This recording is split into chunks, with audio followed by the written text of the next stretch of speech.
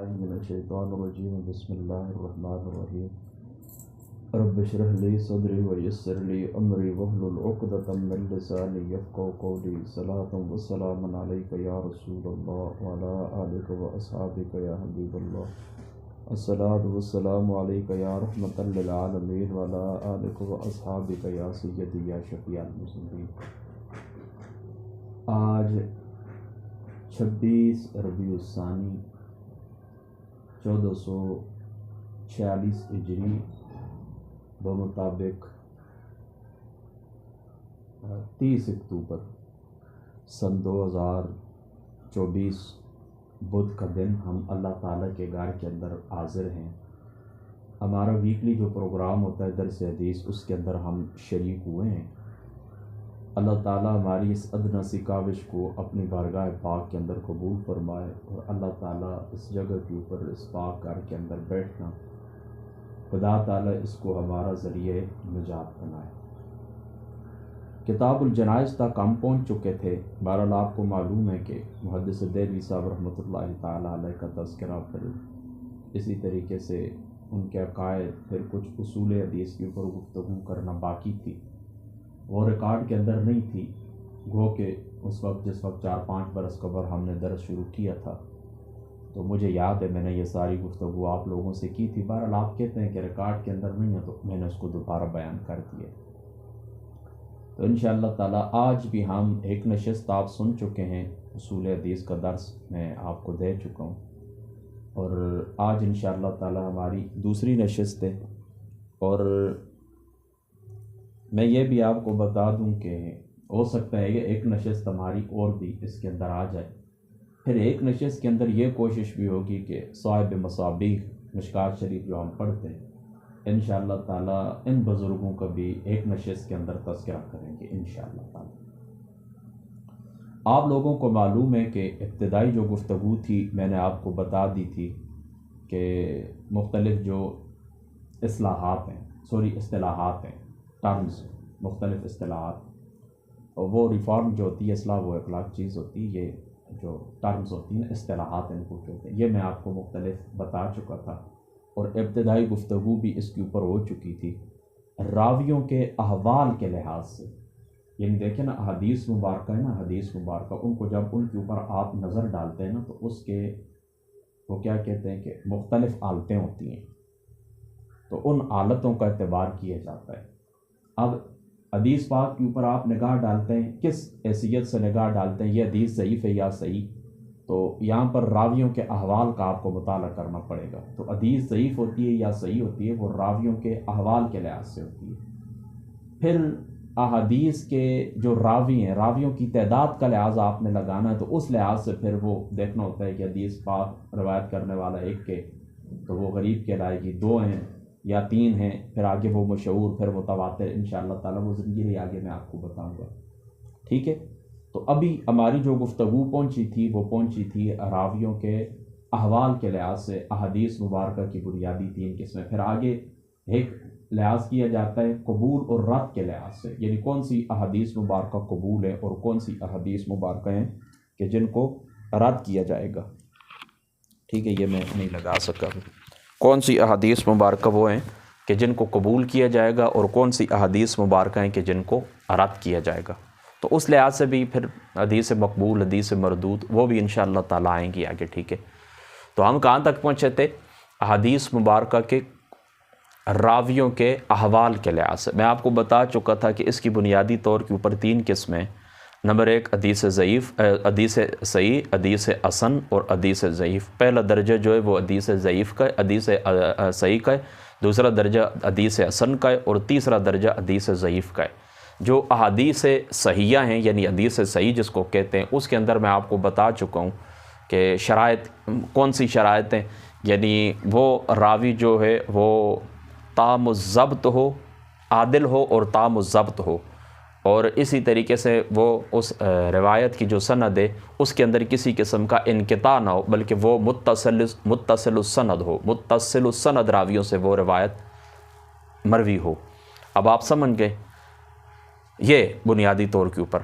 اب دیکھیں نا، راوی کا عادل ہونا اور ضابط ہونا، یعنی وہ احادیث مبارکہ کو یاد بھی رکھ سکتا ہو، اس کے اندر وہ غلطی نہ کرتا ہو، نہ بیان کے اندر غلطی کرتا ہو، نہ آگے پہنچانے کے اندر غلطی کرتا ہو، یعنی سن کے وہ صحیح طریقے سے یاد بھی رکھے اور پھر اس کو آگے بھی پہنچا سکے۔ ٹھیک ہے، سمجھ گئے؟ اب اس باب کے اندر جہاں پر تھوڑی سی کمی آ جاتی ہے، یعنی حافظے کے اندر تھوڑی سی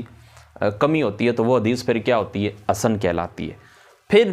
جس وقت یہ دو شرائطیں، یعنی ایک حدیث حسن کی اور حدیث حسن کی اور حدیث صحیح کی جہاں پر شرائط نہ پائی جائیں، تو پھر اس سے نیچے پھر کیا ہوتا ہے؟ وہ حدیث کیا ہوتی ہے؟ ضعیف کہلاتی ہے۔ اور ضعیف حدیث کے متعلق بھی میں آپ کو بتا چکا ہوں کہ ضعیف حدیث بھی قبول کی جاتی ہے۔ کس کے اندر ضعیف حدیث قبول کی جاتی ہے؟ فضائل اعمال کے اندر، ترغیب کے اندر، قصص کے اندر، اخبار کے اندر، ٹھیک ہے، کبھی قبول کی جاتی حدیث ضعیف۔ لیکن یاد رکھیں کہ حدیث ضعیف کون سی اس باب کے اندر قبول کی جاتی ہے؟ کہ جہاں پر راوی کی کمی ہو، وہ یعنی وہ سوء حفظ، یعنی اس طرح ہو نا کہ حفظ کے اندر کمزور ہو یا تدلیس کرتا ہو، اس قسم کے جو کمزور راوی ہوتے ہیں نا، کمزور راوی جو ہوتے ہیں، تو وہ کثرت طرق سے، یعنی حدیث تو ضعیف بن گئی ہے نا، یعنی راوی کے حفظ کے اوپر حملہ کیا گیا، یعنی راوی کے حافظے کے اوپر گفتگو، حملہ سے مراد یعنی راوی کے حافظے کے اوپر گفتگو کی گئی ہے کہ اس کا حافظہ کمزور ہے، سوء حفظ حافظہ اس کا کمزور ہے، اسی طریقے سے یہ تدلیس کرتا ہے۔ تو یہاں پر جو گفتگو کی جاتی ہے نا، تو پھر یاد رکھیں اس قسم کی جو ضعیف احادیث مبارکہ ہوتی ہیں، تو جس وقت مختلف طرق سے وہ مروی ہوتی ہیں، یعنی ایک طرق سے بھی آئی ہے، دوسرے طرق سے بھی، تیسرے سے بھی، چوتھے سے بھی، تو پھر یہ حدیث اس ضعف سے نکل جاتی ہے، درجہ حسن تک پہنچ جاتی ہے اور درجہ صحیح تک، صحت تک پہنچ جاتی ہے۔ لیکن یاد رکھیں اگر حدیث پاک ضعیف ہے اور اس لحاظ سے کہ راوی جو ہے تو وہ اس کے اوپر وہ کیا کہتے ہیں کہ اس کو جھوٹا کہا گیا ہے، یعنی راوی کاذب ہے، محتم بالکذب ہے، راوی کاذب ہے، اس قسم کی جو باتیں راوی کے اندر پائی جاتی ہیں کذب وغیرہ کی، تو یاد رکھیں پھر مختلف طرق سے بھی حدیث مروی ہو تو پھر وہ کیا کہتے ہیں کہ وہ حسن نہیں بنتی، وہ صحیح نہیں بنتی، بلکہ وہ ضعیف رہتی ہے۔ یعنی آپ سمجھے بس ایک بیمار دوسرے بیمار کے ساتھ، تیسرا بیمار چوتھے بیمار کے ساتھ مل کے وہ سارے بیمار ہی ہیں، ٹھیک ہے؟ اب آپ سمجھ گئے نا، لیکن یہ چیز آپ نے خاص خیال اس چیز کا رکھنا ہے۔ اور جہاں پر راوی کا صرف وہ حفظ کا مسئلہ ہوتا ہے تو وہ مختلف پھر طرق سے جو آتی ہے تو پھر وہ آگے نکل جاتی ہے اور وہ حدیث حسن اور صحیح بن جاتی ہے۔ یہ باتیں میں ساری آپ کو بتا چکا ہوں صرف اور صرف اس طرح کہ وہ کیا کہتے ہیں کہ پچھلی وہ جو چیزیں وہ آپ کے ذہن کے اندر آ جائیں۔ پھر یہاں پر بھی ہم پہنچ آئے تھے، اب جو دو باتیں تھیں، یعنی راوی کامل الضبط والاتقان ہو اور راوی عادل ہو۔ عادل کے متعلق بھی میں آپ کو بتا چکا ہوں کہ وہ راوی متقی ہو، یعنی اس کے اندر عادل سے مراد کیا ہے کہ اس کے اندر ایسا، اس کی عدالت سے کیا مراد ہے، اس کے اندر ایسا ملکہ موجود ہو کہ جو ملکہ اس کو تقوی کے اوپر اور مروت کے اوپر ابھارے۔ اور تقوی سے مراد کیا ہے؟ فواحش سے بچنا، منکرات سے بچنا، برے کاموں سے بچنا، بدعتوں سے بچنا، گناہوں سے بچنا، سیئات سے بچنا، ٹھیک ہے؟ ان چیزوں سے بچنے والا کیا ہوتا ہے؟ متقی ہوتا ہے۔ اور مروت، یعنی مروت سے مراد وہ کام ہوتے ہیں کہ جو شرف انسانیت کے خلاف ہوتے ہیں، یعنی آداب کی وہ چیزیں خلاف ہوتی ہیں،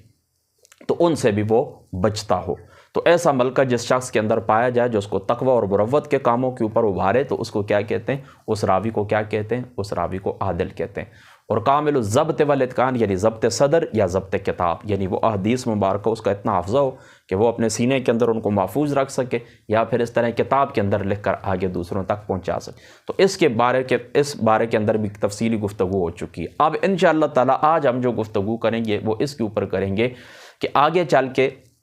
یعنی جو راوی کی عدالت کے تان کے جو اسباب ہیں، راوی کی ایک عدالت ہے نا، یعنی اس کا عادل ہونا، اس کے اوپر وجوہ تان، اس کے اوپر وجوہ تان کے جو وجوہ ہیں، جو اسباب ہیں، انشاءاللہ تعالی ہم آج کی نشست کے اندر اس کو ذکر کریں گے اور آگے بڑھیں گے۔ لیکن اس سے پہلے میں چند ایک باتیں اور آپ کے ذہن کے اندر بٹھانا چاہتا ہوں۔ یعنی حدیث صحیح میں نے آپ کو بتا دی نا کہ کیا یہ امام حازمی رحمۃ اللہ تعالیٰ علیہ وہ جو کچھ لکھا ہے وہ میں بھی آپ کو پڑھ کے سناتا ہوں، پھر انشاءاللہ تعالیٰ سے محدث دہلوی صاحب رحمۃ اللہ تعالیٰ علیہ آپ کا جو مقدمہ ہے، اس مقدمے کو ہم آگے لے کے چلیں گے، اور ہو سکتا ہے کہ ان کے مقدمے سے جو ضروری باتیں تھیں وہ میں آپ سے مکمل کر لوں۔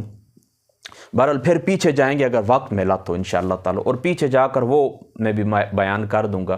کہ جو کہتے ہیں کہ حضور علیہ السلام کے زمانے سے امام بخاری کے درمیان کے اندر کتنا گیپ ہے، کتنا عرصہ ہے، تو یہاں سے تو کڑیاں ٹوٹی ہوئی ہیں، تو پھر امام بخاری نے حدیث کہاں سے لی وغیرہ وغیرہ، اس قسم کی جو باتیں کی جاتی ہیں میں انشاءاللہ تعالیٰ اس کے اوپر بھی گفتگو کرنے کی کوشش کروں گا۔ اور ساتھ ہی میں آپ کو یہ بھی بتاؤں کہ امام مسلم رحمۃ اللہ تعالی علیہ آپ کا جو مقدمہ ہے اس مقدمے کا بھی آپ مطالعہ ضرور کر لیں، خود کر لیں، ٹھیک ہے؟ کچھ باتیں میں نے آپ کو ضروری بتا دی، امام مسلم رحمۃ اللہ تعالی علیہ آپ کے مقدمے کا آپ خود مطالعہ کریں، بہت ساری باتیں آپ کے ذہن کے اندر بیٹھ جائیں گی، اور اگر مثال کے طور کے اوپر نہ بھی بیٹھی تو انشاءاللہ تعالی زندگی رہی تو میں آپ کو ساتھ ساتھ سمجھاؤں گا۔ اب دیکھیں، اللہ تعالیٰ کی ذات اقدس کے اوپر توکل کرتے ہیں، یہ تو گفتگو ہو گئی نا، یعنی وہ کیا کہتے ہیں کہ کڑی سے کڑی میں لانے کے لیے، یعنی پچھلی جو گفتگو تھی ہماری، اب نئی گفتگو کے ساتھ آپ جڑ جائیں، اس لیے میں نے پچھلی گفتگو میں نے یہ تقریباً پھر بھی 12-13 منٹ ہو ہی گئے ہیں۔ بسم اللہ۔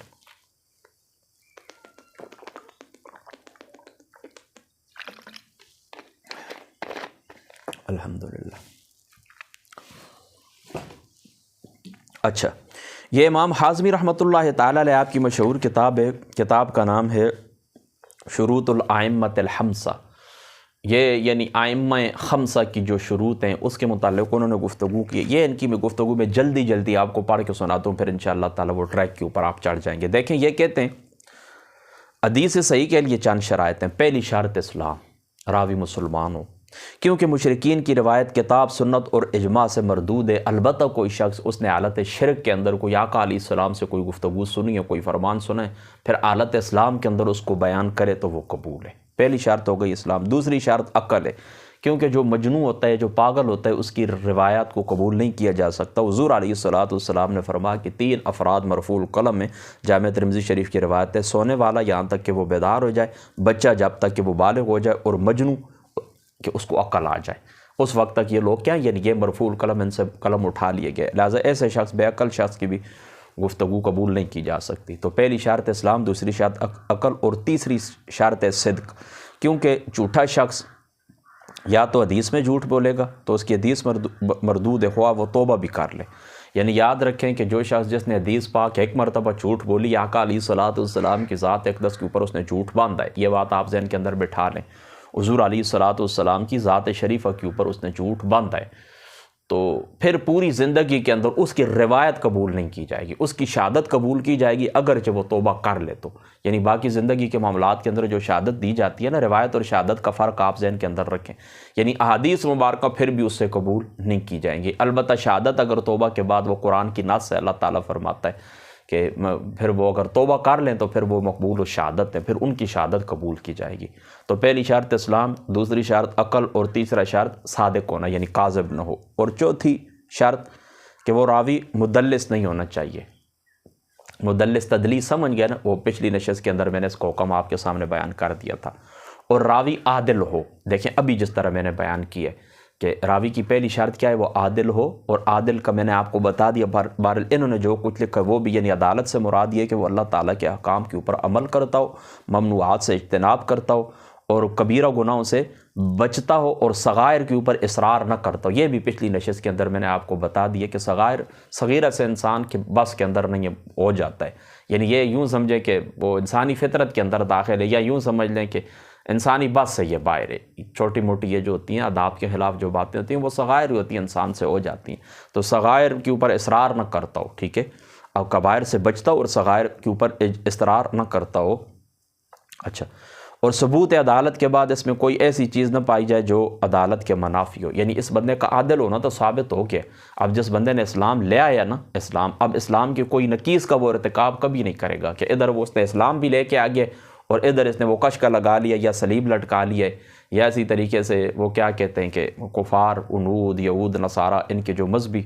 وہ معاملات ہوتے ہیں تو وہ ان معاملات کا ارتکاب بھی کرتا ہے، بتوں کے آگے بھی سجدہ کر دیتا ہے وغیرہ وغیرہ، تو پھر یہ تو اسلام کی نقیص پائی گئی، تو جب اسلام کی نقیص پائی گئی تو اسلام اس کا اٹھ گیا۔ اب عدالت کے بعد بھی یہ بات آپ نے ذہن کے اندر رکھنی ہے کہ عدالت جس وقت اس کی ثابت ہو گئی تو عدالت کے بعد کوئی اس قسم کی بات اس کے اندر نہ پائی جائے کہ جو عدالت کے منافی ہو، یعنی ثبوت عدالت کے بعد کوئی ایسی چیز۔ اور آگے کیا کہتے ہیں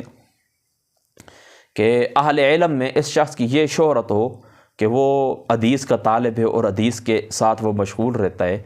اور اس شخص نے علماء حدیث سے سن کر احادیث روایت کی ہوں، کتابوں سے دیکھ کر نہیں۔ سماع حدیث کے وقت اس کو وہ حدیث منضبط ہو اور اپنے شیخ سے اس روایت کی اس کو تحقیق ہو اور وہ تدلیس نہ ہو. یعنی دیکھیں ہوتا ہے کہیں پر آپ کو وہ مناولہ جس کو کہتے ہیں نا، کہیں پر کتابیں پڑھی ہوئی ان سے اس نے آگے روایت کر دی، اس طرح نہ ہو، بلکہ صحیح حدیث کے لیے شرط ہے کہ اس نے اپنے شیخ سے وہ روایت سنی ہو. یہ بھی آپ کو میں بتا دوں، اگر آپ مقدمہ مسلم کا مطالعہ کریں تو امام بخاری اور امام ابن مدینی رحمۃ اللہ تعالی علیہ آپ نے راوی اور مروی عنہ ہو، یعنی جسے آپ نے سنی ہے، وہ ملاقات کو ضروری سمجھتے، معاصرت کو کافی نہیں سمجھتے. یعنی یہ بات ثابت ہونی چاہیے کہ ان کی آپس میں ملاقات بھی ہوئی ہے، یعنی صرف معاصر ہم اثر ہونا، ہم زمان ہونا کافی نہیں ہے. جبکہ امام مسلم رحمۃ اللہ تعالی علیہ پھر آپ نے اپنے مقدمے کے اندر جو مقدمہ صحیح مسلم ہے اس کے اندر بڑی اس کے اوپر گفتگو کی ہے اور دلائل دی ہیں کہ صرف راوی اور مروی عنہ کا، یعنی سننے والے کا اپنے جو سننے والا ہے اس کا اپنے شیخ سے وہ ملاقات ضروری نہیں ہے، بلکہ معاصرت ضروری، ہم زمان ہونا کافی ہے. اس کے اوپر انہوں نے کافی دلائل دی ہیں. ہاں یہ بات ضرور ہے کہ اگر یہ بات بالکل کنفرم ہو جائے، یعنی ہم اثر ہے نا، تو اب اس کے اندر احتمال پایا جاتا ہے کہ ہم اثر ہیں تو ضروراً ملاقات کی ہوگی اور حدیث روایت کر دی ہوگی، تو یہ حدیث تو قبول ہے. البتہ اگر یہ بات کنفرم ثابت ہو جائے کہ ان کی کوئی ملاقات آپس میں نہیں ہوئی، تو پھر اس حدیث کے اوپر توقف کیا جائے گا، تدلیس کی اس کی بنا کے اوپر کہ مرسل ہو سکتا ہے، مرسل ہو، یہ روایت مرسل ہو. اس کی وجہ یہ نا کہ مرسل بھی امام مسلم رحمۃ اللہ تعالی علیہ فرماتے مرسل جو روایت ہے وہ بھی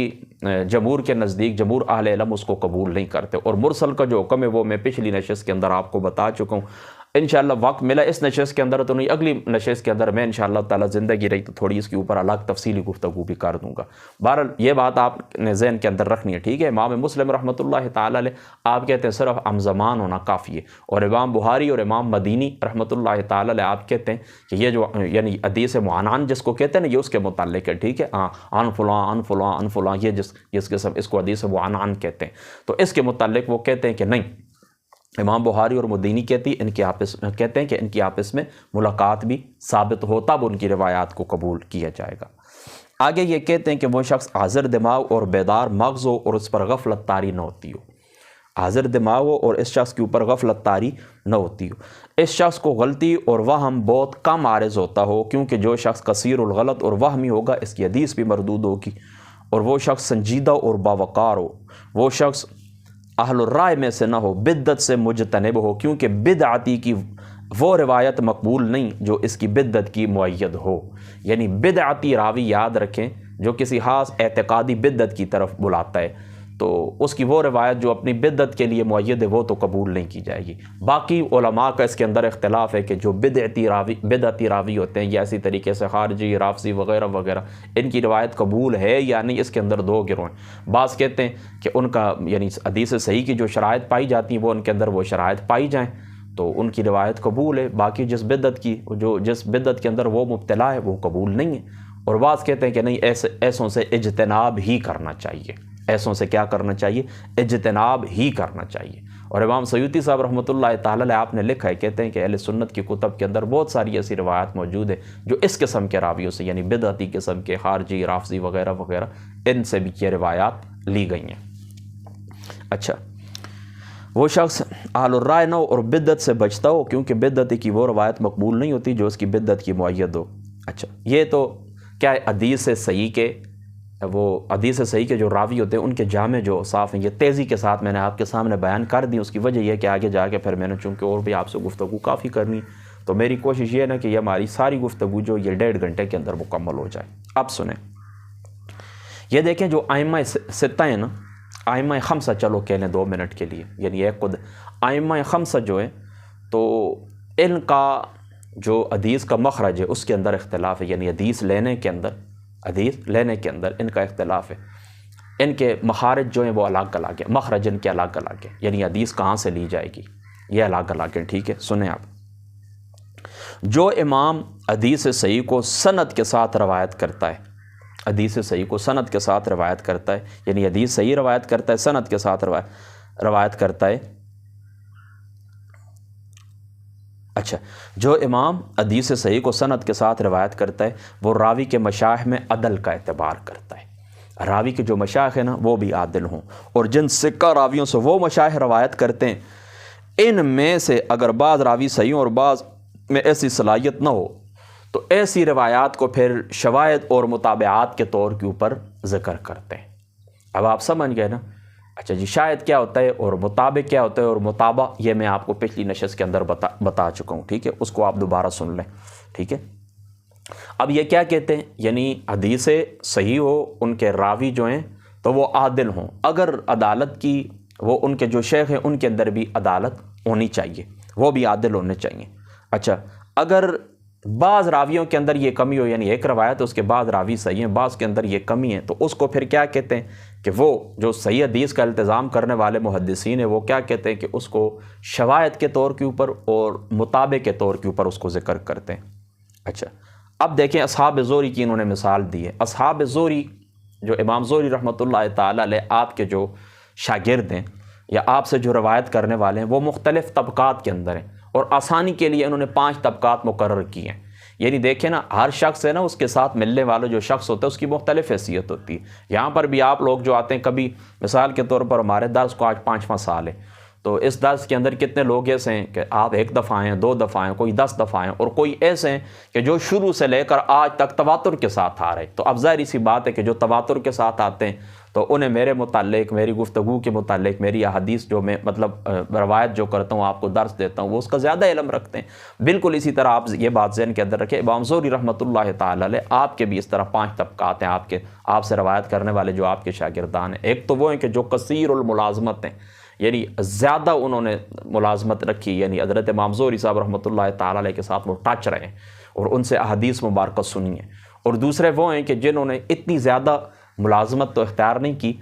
تھوڑی کی ہے، یعنی پہلوں سے وہ کم ہیں، اور ان کے اندر کچھ وہ کمی بھی پائی جاتی ہے، یعنی اتقان وغیرہ کی کمی بھی پائی جاتی ہے۔ اور دوسرے وہ ہوتے ہیں کہ جو اس سے بھی کم ہوتے ہیں، یا ان کی ملازمت تو زیادہ ہوتی ہے لیکن کیا ہوتے ہیں کہ ان کی عدالت کے اوپر شدید قسم کی جرح کی گئی ہے، ٹھیک ہے نا؟ بس اس لحاظ سے اب آپ نے ذہن کے اندر یہ بات رکھنی ہے۔ اچھا، امام زہری رحمۃ اللہ تعالی علیہ آپ کے جو اصحاب ہیں ان کے 5 طبقات ہیں۔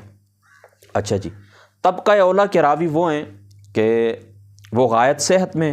اور امام بخاری رحمۃ اللہ تعالی علیہ کا مقصود ہے، اور طبقہ ثانیہ کے راوی عدالت میں تو طبقہ اولا کے مساوی ہیں، لیکن طبقہ اولا کے راوی کامل الضبط والاتقان اور زہری کے ساتھ طویل الملازمت ہیں، حتیٰ کہ وہ سفر اور حضر میں زہری کے ساتھ رہیں، اور طبقہ ثانیہ کے راوی زہری کے ساتھ تھوڑا عرصہ ملازم رہے، اس لیے ان کو زہری کی احادیث کا اتنا تجربہ نہیں ہے، اور وہ ضبط اور اتقان میں بھی پہلے مرتبہ سے کم ہیں، اور یہ راوی امام مسلم رحمۃ اللہ تعالی علیہ آپ کی شرط ہے، ٹھیک ہے؟ یعنی ان سے امام مسلم رحمۃ اللہ تعالی علیہ روایات لیتے ہیں، یعنی امام زہری کے ساتھ وہ رہیں، یعنی ضبط کے اندر کوئی کمی نہیں، عادل ہیں، ضابط ہیں، سکہ ہیں، اور کثیر الملازمت ہیں۔ یہ امام بخاری صاحب رحمۃ اللہ تعالی علیہ ان کا مقصود ہے، یہ پہلا درجہ ہوا۔ اور دوسرے وہ ہیں کہ ان کی ملازمت تھوڑی کم ہے اور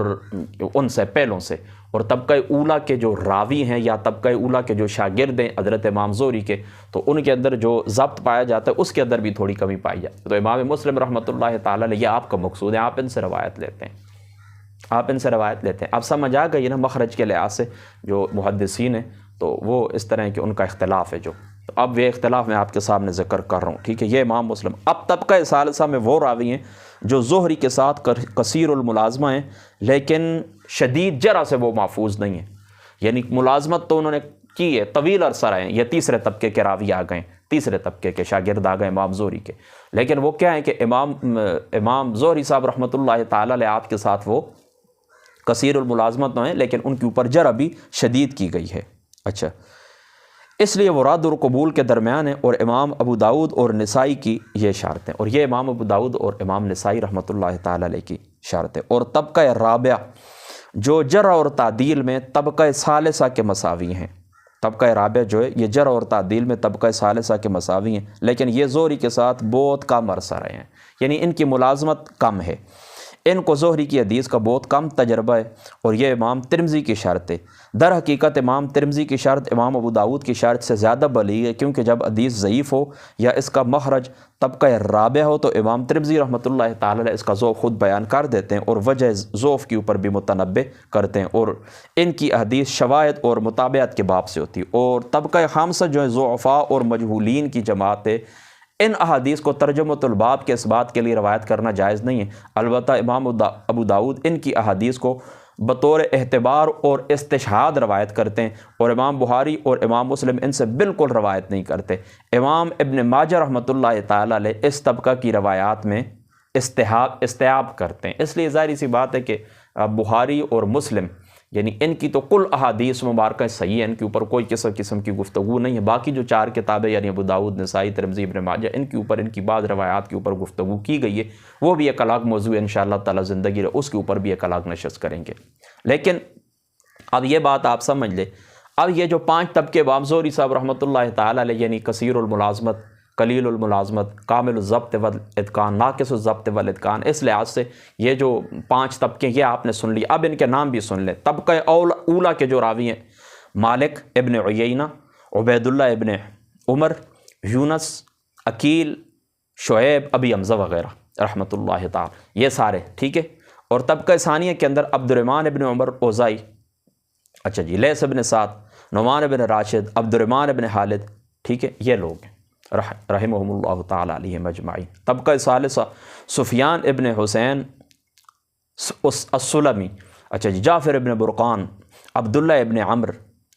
عمر، اچھا جی، زبع ابن صالح المکی، یہ آ گئے طبقہ ثالثہ کے اندر۔ اور طبقہ رابعہ کے اندر اسحاق ابن یحییٰ قلبی، اچھا جی، معاویہ ابن یحییٰ الصدفی، اسحاق ابن عبداللہ بن ابی فروہ المدنی، ابراہیم ابن زید مکی، اور مثنى ابن صباح وغیرہ۔ اور طبقہ خامسہ کے اندر اچھا جی یہ کہتے ہیں بحر ابن کنیز السقا، اچھا جی، حکم ابن عبداللہ، عبد القدوس ابن حبیب الدمشقی، محمد ابن سعید مسلوب، سمجھ گئے؟ یہ 5 مطلب ان کے نام میں نے آپ کو گنوا دیے کہ یہ 5 کیا ہیں؟ طبقے ہیں۔ امام زہری صاحب رحمۃ اللہ تعالیٰ علیہ سے روایت کرنے والے افراد کے یہ 5 طبقات ہوئے۔ اب سنیں، امام بخاری طبقہ اولا سے استحاب کرتے ہیں، بس پہلے طبقے کے جو راوی ہیں انہی سے لیتے ہیں اور ساری روایات لیتے ہیں، اچھا۔ اور طبقہ ثانیہ سے انتخاب کرتے ہیں، دوسرے طبقے کے جو لوگ ہیں وہ پوری ان کی ساری روایات نہیں لیتے، بلکہ صحیح نقد و جرح کے بعد پوری کامل تحقیق کے بعد دوسرے طبقے سے امام بخاری صاحب رحمۃ اللہ تعالی علیہ آپ لیتے ہیں۔ اور امام مسلم طبقہ اولا اور طبقہ ثانیہ دونوں سے لیتے ہیں، مکمل طبقہ اولا والے بھی اور طبقہ ثانیہ والے بھی امام مسلم رحمۃ اللہ تعالی علیہ۔ البتہ جو طبقہ ثالثہ ہے ان کے اوپر پھر وہ نقد و جرح کرتے ہیں اور پوری تحقیق کے بعد جو روایت لینی ہوتی ہے لیتے ہیں، یعنی وہاں پر استحاب نہیں کرتے بلکہ کیا کرتے ہیں؟ انتخاب کرتے ہیں۔ اور امام ابو داؤد اور امام نسائی پہلے 3 طبقوں سے استحاب کرتے ہیں، امام ابو داؤد بھی اور امام نسائی رحمۃ اللہ تعالی علیہ آپ پہلے 3 طبقوں سے کیا کرتے ہیں؟ مکمل روایات لیتے ہیں۔ اور طبقہ رابعہ سے کیا کرتے ہیں؟ ان کی سب روایات نہیں لیتے، وہاں پر استحاب نہیں کرتے بلکہ وہاں پر انتخاب کرتے ہیں، یعنی پوری تحقیق کے بعد روایت لیتے ہیں۔ اور امام ترمذی رحمۃ اللہ تعالی علیہ یہ 4 طبقوں سے لیتے ہیں، اور طبقہ خامسہ سے یہ کیا کرتے ہیں؟ امام ترمذی انتخاب کرتے ہیں۔ اور امام ابن ماجہ رحمۃ اللہ تعالی علیہ یہ 5 طبقات جتنے سارے سب سے لیتے ہیں۔ اس لیے دیکھیں نا، اب آپ کو سمجھ آ گئی نا، یعنی صحیح کامل مضبوطی کہاں پر پائی جاتی ہے؟ پہلے 2 کے اندر، یعنی وہ امام بخاری اور امام مسلم رحمۃ اللہ۔ لہذا دیکھیں ان کی حدیث کے اوپر کوئی کسی قسم کا کلام نہیں کیا گیا، لیکن یہ چونکہ جو باقی 4 ہیں یعنی امام ترمذی، امام نسائی، امام ابن ماجہ وغیرہ، تو ان کی روایات کے اوپر گفتگو اسی وجہ سے کی گئی ہے کہ ظاہری سی بات ہے کہ نیچے تک جو 5ویں طبقے تک کے جو راوی امام زہری کے جو شاگرد ہیں تو یہ ان سے روایات لیتے ہیں۔ جب ان سے روایات لیتے ہیں لہٰذا بعض باتیں ایسی تھیں، بعض احادیث مبارکوں کے اوپر کلام کیے گئے، جرح کیے گئے، تو محدثین نے اس کے اوپر بھی کام کیے اور وہ ان احادیث مبارکوں کو کیا کیے؟ الگ کر دیے۔ بہرحال اس کام کے اوپر یہ شیخ البانی کا جو کام ہے اس کے اوپر آپ نے اعتبار نہیں کرنا، اس نے تو صحیح مسلم کے اوپر بھی وہ گرفت کی ہے، ٹھیک ہے۔ ہاں میرے خیال میں 30 احادیث مبارکہ صحیح مسلم کی اس نے نکال کے کہا کہ یہ بھی موضوع ہیں، ٹھیک ہے۔ تو ان کا اعتبار آپ نہیں کرنا، ہمارے جو اکابر محدثین ہیں جنہوں نے اس کے اوپر کام کیا بس ان کی آپ یہ جو مشہور کتابیں نا اسماء الرجال کی، بس ان کو دیکھا کریں۔ تدریب الراوی کو آپ بے شک پڑھیں، حضرت امام سیوطی صاحب رحمۃ اللہ تعالی علیہ کی میزان الاعتدال کو پڑھیں، باقی امام ابن حجر رحمۃ اللہ تعالی علیہ کو ان کا جو کام ہے اس کو آپ پڑھیں، ٹھیک ہے۔ ان کے اوپر اعتبار آپ نے نہیں کرنا ہے، بانی وغیرہ کے اوپر انہوں نے بہت ساری صحیح احادیث مبارکوں کو ضعیف اور موضوع قرار دیا ہے۔ اچھا یہ بات تو یہاں پر مکمل ہو گئی۔ اب انشاءاللہ تعالی زندگی رہی تو پیچھے تھوڑا جا کے میں چند ایک باتیں اور بھی آپ کو بتاؤں گا۔ بہرحال اس کو فی الحال رکھتے ہیں، اب میں آگے بڑھتا ہوں۔ بسم اللہ، میں پانی تھوڑا سا پی لوں۔ میں آپ کو بتا چکا تھا، یہاں تک ہم پہنچ آئے تھے کہ حدیث صحیح جو ہے راویوں کے احوال کے لحاظ سے تو وہ کیا ہونا چاہیے؟ عادل ہونا چاہیے اور کامل الضبط والاتقان ہونا چاہیے، یعنی حافظ ہونا چاہیے، حدیث مبارکہ کو یاد رکھنے والا ہونا چاہیے۔ اب جو پہلی شرط تھی عدالت، اب عدالت سے متعلق وجوہ، تان کے جو وجوہ ہیں، تان کے جو اسباب ہیں، ان کی علماء نے 5 قسمیں بیان کی ہیں۔ یعنی کسی شخص کی عدالت کے اوپر کیوں اٹیک کیا جاتا ہے، اس کے 5 اسباب ہیں، ریزنز، کاز، وجوہات 5۔ راوی کی عدالت کیوں مجروح ہوئی؟ راوی کی جو عدالت ہے، اس عدالت کے اندر کمزوری کب آئی؟ عدالت کے اوپر گفتگو یا اٹیک کب کیا جاتا ہے؟ سنیں، دیکھیں، قسم اول راوی کا کاذب اور جھوٹا ہونا۔ عدالت کے اوپر اٹیک تب کیا جاتا ہے، راوی کے اوپر جرح تب کی جاتی ہے جب اس راوی کا کاذب اور جھوٹا ہونا۔ نمبر 2، اس کا کذب کے ساتھ محتم ہونا، یعنی کذب کی اس کے اوپر تہمت لگائی جاتی ہے۔ تہمت سے مراد یہ ہے کہ عام طور کے اوپر لوگوں کے اندر یہ بات مشہور ہوتی ہے کہ یہ بندہ کیا کرتا ہے؟ جھوٹ بولتا ہے۔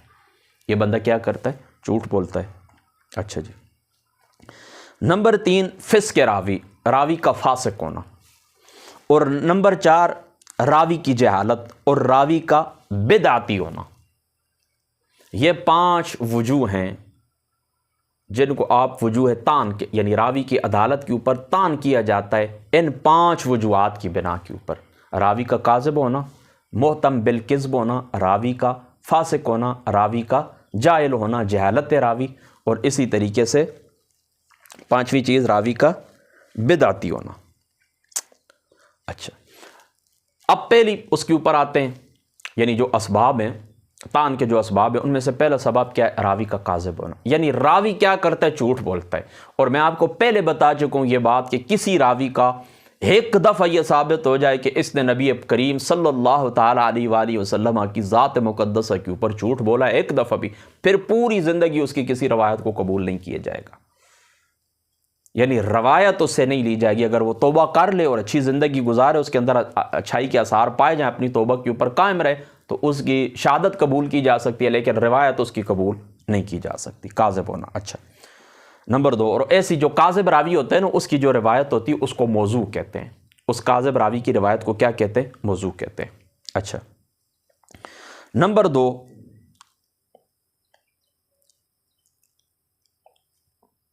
راوی کا محتم بالکذب ہونا، یعنی اس سے مراد میں آپ کو بتا چکا ہوں کہ اس کے اوپر جھوٹ کی تہمت لگائی جاتی ہے۔ عمومی طور کے اوپر اس طرح ہوتا ہے کہ یہ لوگ کہتے ہیں کہ یہ بندہ جھوٹا ہے، اس کا جھوٹ دروغگوئی اس کی مشہور ہو۔ اچھا، اور یہ جو دروغگوئی ہے یہ لازمی نہیں کہ حدیث نبوی کے اندر، یعنی حدیث نبوی کے اندر تو میں آپ کو بتا چکا ہوں کہ ایک دفعہ بھی اگر ثابت ہو جائے کہ یہ بندہ جھوٹ بولنے والا ہے تو پھر کیا ہوگا؟ کبھی بھی اس کی روایت کو قبول نہیں کیا جائے گا۔ اس کی یہ جو دروغگوئی یہ عام حالات کے اندر، یعنی عام زندگی کے جو معاملات ہیں ان کے اندر وہ کیا کرتا ہے؟ جھوٹ بولتا ہے۔ تو ایسے راوی کی عدالت بھی کیا ہو جاتی ہے؟ ختم ہو جاتی ہے، اور اس سے حدیث نہیں لی جاتی۔ اچھا، اور یہاں پر یہ بات بھی یاد رکھنا کہ اوپر جو موضوع حدیث میں آپ کو بتا چکا ہوں نا کہ موضوع حدیث کاذب راوی کی جو روایت ہوتی ہے وہ موضوع ہوتی ہے، اور یہ بات بھی آپ نے یاد رکھنا کہ جو شریعت کے قواعد معلومہ کے مطابق نہ ہو روایت، شریعت کے قواعد معلومہ کے مطابق نہ ہو روایت، وہ روایت بھی کیا ہوتی ہے؟ موضوع۔ اس کو بھی، یعنی دیکھیں نا، موضوع روایت کو پہچاننے کے لیے جو قواعد محدثین نے مقرر کی ہے نا، بالکل وہ عقل صریح کے خلاف نہ ہو، یعنی عقل بالکل واضح 2 + 2 = 4 کی طرح بالبداعت یہ کہے کہ یہ بات نہیں ہو سکتی ہے، اور اس روایت اور وہ روایت آ جائے اس کے خلاف، عقل صریح کے خلاف، تو اس روایت کو بھی قبول نہیں کیا جائے گا۔ راوی خود کہہ دے کہ میں نے جھوٹ بولا ہے تو وہ بھی ظاہری سی بات ہے کہ موضوعی ہوتی ہے۔ اور اسی طریقے سے شریعت کے جو قواعد معلومہ ہوتے ہیں، قواعد معلومہ ہوتے ہیں، ان قواعد معلومہ کے خلاف بھی جو روایت ثابت ہو جائے تو وہ کیا ہوتی ہے؟ وہ جھوٹ ہوتی ہے، اگرچہ اس کی سند کتنی عمدہ کیوں نہ ہو، اس روایت کو کیا کہا جائے گا؟ موضوع ہی کہا جائے گا۔ اسی لیے دیکھیں نا، آپ مقدمہ پڑھیں امام مسلم رحمۃ اللہ تعالیٰ علیہ کا، تو حضرت عبداللہ ابن عباس رضی اللہ تعالیٰ عنہ آپ کے پاس وہ جو حضرت علی رضی اللہ تعالیٰ عنہ آپ کے فیصلے آئے تھے، تو ان کو آپ نے بالکل تھوڑا سا چھوڑ دیا تھا، وہ اتنی بڑی کتاب تھی، بالکل چھوٹا کر دیا تھا، اس میں سے چھانٹ کانٹ آپ نے کی تھی۔ یعنی دیکھیں نا محدثین کتنی احتیاط کرتے ہیں اس بات کے اندر۔ اسی طریقے سے حضرت عبداللہ ابن عباس سے بہت ساری روایتیں وہ کہتے ہیں کہ پہلے ہمارے کان کھڑے ہو جاتے تھے، آنکھیں اس طرف ہو جاتی تھیں، اب لوگوں نے ہر قسم کی باتیں کرنا شروع کر دی ہیں، لہذا آپ کوئی کہتا ہے کہ رسول اللہ نے یہ فرمایا تو ہم آرام سے یہ رہتے ہیں۔ اور اسی مقدمہ امام مسلم کے اندر ہی موجود ہے، حضور علیہ الصلوۃ والسلام کی ذات فرما کہ سلیمان علیہ الصلوۃ والسلام نے جن کو قید کیا تھا، ہو سکتا ہے کہ وہ قیدی جو ہیں وہ شیاطین وغیرہ، ہو سکتا ہے وہ باہر نکل کر آپ کو قرآن پڑھنا شروع کر دیں اور روایات بیان کرنا شروع کر دیں۔ اور اسی مقدمہ امام مسلم کے اندر آتا ہے کہ ایسی روایات جو آپ کے نہ باپ نے سنی ہوں گی نہ دادا نے سنی ہوں گی، ایسی روایات لوگ بیان کریں گے آ کے، یعنی وہ روایات لوگ بیان کریں گے ایسی کہ جو آپ نے نہ آپ کے باپ آبا و اجداد نے نہیں سنی ہوں گی۔ بہرحال شریعت کے جو قواعد معلوم ہوتے ہیں نا، ان کے خلاف بھی جو روایت آ جائے تو وہ روایت بھی کیا ہوتی ہے؟ موضوع ہوتی ہے۔ اچھا، اور حدیث کی اس قسم کو کیا کہتے ہیں؟ متروک کہتے ہیں، یعنی جس راوی کے اوپر کذب کی تہمت لگائی جائے نا، اس راوی کی روایت وجوں کے مقبول تو نہیں ہوتی، اس کو متروک کہتے ہیں۔ اچھا، البتہ اگر وہ پکا توبہ کر لے، یعنی جس کے اوپر اتہام لگایا جاتا ہے نا عام زندگی کے اندر یہ جھوٹ بولتا ہے، وہ پکی توبہ کر لے اور اس کے بعد اس طرح کے آثار نظر آ جائیں اچھائی کے، تو اس راوی کی روایت کی قبول کی جاتی ہے۔ اچھا، اور وہ شخص جس کے حدیث کے سوا دوسرے کلام میں کبھی کبھی نادر طور پر جھوٹ کا ثبوت ملتا ہو، تو اگرچہ اتنی مقدار میں بھی کذب کا مرتکب ہونا معصیت اور گناہ ہے، تاہم اس کی روایت کردہ حدیث کا نام موضوع یا متروک نہ ہوگا۔ یعنی ایک تو ہے نا جھوٹا راوی کاذب، اس کی روایت کیا ہے؟ موضوع، اور دوسرا ہے جس کے اوپر محتم بالکذب ہے، یعنی اس کے اوپر جھوٹ کی تہمت لگائی گئی ہے، اور جھوٹ کی تہمت احادیث مبارکہ کے اندر نہیں لگائی گئی بلکہ عام زندگی کے اندر وہ جھوٹ بولتا ہے، تو ایسا راوی میں آپ کو پہلے بتا چکا ہوں اگر پکی توبہ کرے اور اس کے اندر صالحیت کے آثار پائے جائیں تو اس کی روایت قبول کی جائے گی۔ لیکن اگر اس کے اوپر تہمت ہے جھوٹ کی اور اس طرح صالحیت کے کوئی آثار اس کی توبہ وغیرہ نہیں ہے، تو پھر تو اس کی روایت بھی متروک ہی ہے۔ لیکن یاد رکھیں کہ ایک آدمی ایسا ہوتا ہے جو نچلے درجے کے اندر ہوتا ہے، یعنی اس کے اندر ایک آدھ دفعہ کبھی اس نے جھوٹ بولا ہے، یعنی عام زندگی کے معاملات کے اندر اس نے ایک آدھ دفعہ جھوٹ بولا ہے، عام طور پر لوگوں کے اندر مشہور نہیں ہے کہ یار بات کے اندر جھوٹ بولتا ہے، ایک آدھ دفعہ کہیں پر سودا خریدتے وقت، کہیں پر آتے جاتے وقت، لین دین کرتے وقت اس نے کہیں پر ایک آدھ دفعہ جھوٹ بولا ہے، تو پھر اس طرح ایک آدھ دفعہ جو جھوٹ بولا ہے تو اس وجہ سے پھر کیا ہو جاتا ہے؟ یہ گناہ تو ضرور ہے، لیکن ایسے شخص کی روایت کو کیا متروک نہیں کہیں گے بلکہ ایسے شخص کی روایت کیا قبول کی جائے گی۔ اور راوی کا جو فاسق ہونا ہے نا، تو یاد رکھیں اس فسق سے مراد بھی فسق عملی ہے، یعنی راوی اس طرح نا کہ زندگی کے جو معاملات ہیں، حقوق العباد یا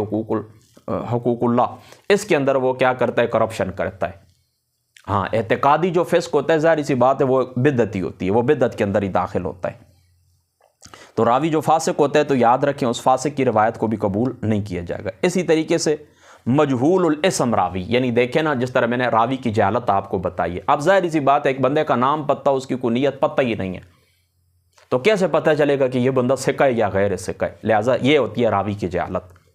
ٹھیک ہے۔ اور یہ بات بھی یاد رکھیں، جو یہ بعض روایات کے اندر آپ پڑھتے ہیں نا اخبرنی ثقہ، مجھے خبر دیے ثقہ نے، اخبرنی ثقۃ یا اخبرنی عادل، اس کے اندر اختلاف ہے، اس کے اندر کیا ہے؟ اختلاف ہے کہ یہ روایت ہے یا نہیں، مگر اس طرح کے ایسے راوی کی روایت بھی قبول نہیں کی جائے گی، کیونکہ وہ جو ثقہ کہہ رہا ہے وہ ہو سکتا ہے کہ اس کے اپنے گمان کے مطابق ثقہ ہو، یعنی محدثین کی شرائط کے اوپر وہ پورا نہ اترتا ہو، محدثین کی شرائط کے مطابق وہ ثقہ نہ کہلاتا ہو، اس کے اپنے ذہن کے مطابق وہ ثقہ ہو۔ لہذا یہ بات بھی آپ نے ذہن کے اندر رکھنی ہے کہ ایسے راوی کی روایت بھی، یعنی مجہول الاسم جو ہوتا ہے، راوی کی جہالت ہوتی ہے، یہ بھی یاد رکھے وجوہ طعن میں سے، عدالت کے وجوہ طعن میں سے۔ اور بدعت سے میں آپ کو پہلے بات بتا چکا ہوں کہ بدعت سے مراد ایسی چیز ہے، ایسا عقیدہ ہے، ایسا طریقہ ہے کہ جو نیا نکالا گیا ہے اور کسی شبہ اور تعویل کی بنا کے اوپر نکالا گیا ہے۔ یعنی ایک تو ہے نا، دیکھیں نا بدعت وہ ہوتی ہے نا جو سنت سے ٹکرائے، یعنی بدعت سنت سے ٹکرائے، بدعت جتنی آتی ہے یاد رکھیں اتنی سنت اٹھ جاتی ہے، تو ایک بدعت تو وہ ہے نا کہ جو سنت سے ٹکراتی ہے اور وہ صراحتاً، یعنی دیکھیں نا کوئی شبہ کوئی تعویل وغیرہ نہیں پائی جاتی، وہ صراحتاً اس طرح کرتا ہے کہ اللہ رسول کے مقابلے کے اندر اپنا ایک طریقہ لے کے آتا ہے، یہ تو صاف ستھرا کفر ہے۔ لیکن بدعت اس وقت کہلائی گئی جب کوئی شبہ ہو، کوئی تعویل ہو، یعنی وہ اس حدیث کی، اس روایت کی یا قرآن شریف کی اس آیت کریمہ کی وہ کوئی تعویل کرتا ہے، اس کو مختلف معنی، یعنی اس کا یہ معنی بھی ہے، اس کا یہ معنی بھی ہے، تو یہ بھی مراد لیا جا سکتا ہے، یہ بھی مراد لیا جا سکتا ہے، تو اس طریقے کے اوپر جو چیز نکالی جاتی ہے تو وہ بدعت کہلائے گی، قواعد شریعہ کے وہ خلاف ہوگی، اللہ رسول کے قانون اور طریقے کے خلاف ہوگی۔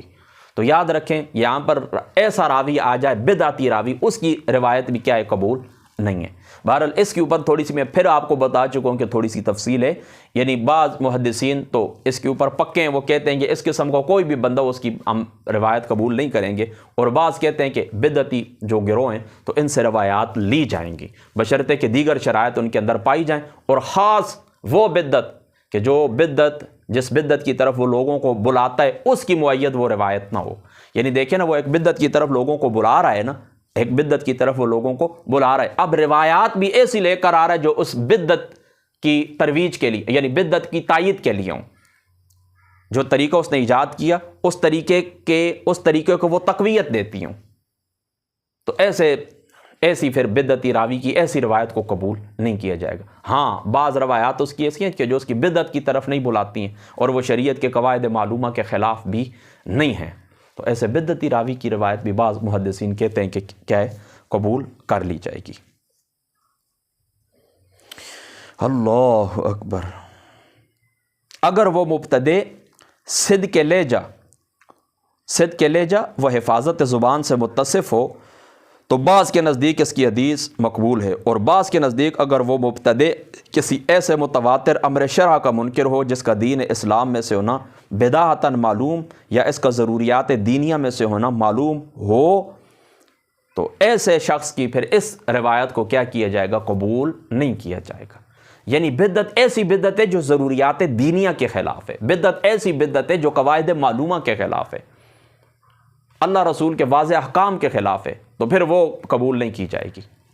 وہ قبول نہیں کی جائے گی۔ اور جو اس حالت کے نہیں پہنچا، یعنی وہ بدعتی تو ہے لیکن اس کی بدعتیں ایسی نہیں ہیں کہ جو اللہ رسول کے قوانین سے ٹکرائیں، اللہ رسول کے احکام سے ٹکرائیں واضح طور کے اوپر، ٹھیک ہے، اللہ رسول کے قوانین سے ٹکرائیں، ایسی بدعت نہیں ہے، اور ان کا ضروریات دینیہ میں سے ہونا نہیں ہے، ان کا مشہور اور معروف طریقہ واجبات دینیہ میں سے ہونا نہیں ہے، تو پھر ایسے جو راوی ہے تو اس کی روایت کو کیا ہے، قبول کیا جائے گا، لیکن باقی اس کے اندر وہ تقوی، ورع، ضبط وغیرہ وہ پایا جائے۔ پھر خود کہتے ہیں کہ اس باب کے اندر مختار اور پسندیدہ مذہب یہ ہے کہ اگر وہ مبتدع لوگوں کو اپنی بدعت کی طرف دعوت دیتا ہو اور اس کی ترویج اور تزئین میں کوشاں رہتا ہو تو اس حدیث کو قبول نہیں کیا جائے گا، اور اگر ایسا نہ ہو تو مقبول ہوگی، اگر ایسا نہ ہو تو مقبول ہوگی، الا یہ کہ ایسی چیز روایت کرے جو اس کی بدعت کو تقویت دینے والی ہو، تو اس صورت میں اس کی روایت مردود ہوگی۔ یعنی اب بدعتی راوی کے متعلق ساری تفصیل آپ کو معلوم ہو گئی کہ اس کی بدعت جو ہے وہ شبہہ اور تعویل کی بنا کے اوپر ہو، اگر صراحتاً وہ ٹکرائے گا تو ظاہری سی بات ہے یہ چیز تو کفر ہوگی، یعنی بعض بدعت ہے وہ نا جو کفر تک پہنچاتی ہے، اور اگر اس کی بدعت ایسی نہیں ہے کہ جو کفر ہے، اس کی بدعت ایسی نہیں ہے کہ جو اللہ رسول کے قوانین سے ٹکراتی ہے، اس کی بدعت ایسی بدعت نہیں ہے جو قواعد شریعہ سے ٹکراتی ہے، دینی ضروریات دینیہ میں سے ہونے والی جو باتیں ضروری جو احکام ہیں ان سے ٹکراتی ہے، تو ایسا بدعتی راوی اگر باقی اس کے اندر تقوی، ورع، کامل الضبط والاتقان، عدل وغیرہ اس کے اندر پایا جاتا ہو تو اس کی روایت قبول کی جائے گی، اس کی روایت قبول کی جائے گی۔ اور کہتے ہیں پسندیدہ اور مختار یہ ہے کہ ایسے راوی کی وہ روایات قبول کی جائیں گی کہ جو اس کی بدعت کی طرف مشیر نہ ہوں، بات سادی سی بات ہے، یہ کل خلاصہ آپ ذہن کے اندر رکھ لیں، یعنی باقی روایات اس کی لے لیں گے بشرطے کہ وہ بدعت کیا ہے، حد کفر تک نہ پہنچی ہو، ضروریات دینیہ سے نہ ٹکراتی ہو، باقی روایات اس سے لے لیں گے اس کے صدق کی بنا کے اوپر، اس کے عدل کی بنا کے اوپر، باقی شرائط کے پائے جانے کی بنا کے اوپر، لیکن جو روایات اس کی بدعت کی وہ کیا کہتے ہیں کہ معید ہوں گی تو ان کو قبول نہیں کیا جائے گا۔ پھر انہوں نے خود بھی لکھا ہے، کہتے ہیں کہ اہل بدعت اور بدعقیدہ لوگوں سے حدیث اخذ کرنے میں محدثین کا آپس میں اختلاف پایا جاتا ہے۔ جامع الاصول میں کہ ائمہ حدیث کی ایک جماعت نے خوارج اور ان لوگوں سے جو قدریہ، شیعہ، روافض اور دوسرے اہل بدعت سے حدیث لی ہے، اور اس کے برعکس محدثین کی ایک دوسری جماعت نے ان لوگوں سے اخذ حدیث میں احتیاط اور ورع اختیار کیا ہے۔ یہ میں آپ کو پہلے بھی بتا چکا ہوں، بس بہتر یہی ہے احتیاط کیا جائے، اور جن لوگوں نے قبول کیے انہوں نے بھی پوری تحقیق کے ساتھ کہ آیا مطلب ظاہری سی بات ہے کہ اب ایک روایت آپ نے سنی ہے، پھر دوسری اس کی تقویت کے لیے، اس کی تائید کے لیے دوسرے راوی سے وہ سن، انہوں نے بھی کیا کیا، دونوں کی نیتیں کیا ہیں؟ اچھی. اللہ تعالیٰ کی ذات اقدس دونوں گروہوں کو اجر جزیل عطا فرمائے. اچھا اب آگے بڑھتے ہیں. اب ضبط کے متعلق بات آ گئی، یعنی عدالت کے متعلق راوی کا جو عدل تھا، راوی کی جو عدالت تھی، اس عدالت کے اوپر اٹیک ہو سکتا ہے. اس کے جو وجوہات تھیں، یعنی عدالت کو مجروح کرنے والے جو اسباب تھے، ان اسباب کے اوپر گفتگو ہے. اب بات آ گئی ہے اگلی دوسرے سبب کی طرف، یعنی راوی جو حدیث صحیح کا جو راوی ہے وہ عادل ہو، اور عدالت کے اوپر جو چیزیں اثر انداز ہو سکتی تھی وہ بیان کر دی گئی ہیں کہ 5 چیزیں ہیں، ٹھیک ہے، یعنی کذب، اتہام کذب، فسق، بدعت، یہ چیزیں بیان کر دی گئی ہیں. اور دوسرا اب بات آتی ہے اس کے حفظ کے اوپر، وہ قابل الضبط والاتقان ہو، اور اس کے حفظ کے اوپر جو چیزیں اثر انداز ہو سکتی ہیں اور گفتگو ہو سکتی ہے وہ کیا ہیں؟ اب سنیں. نمبر 1 غفلت کی زیادتی،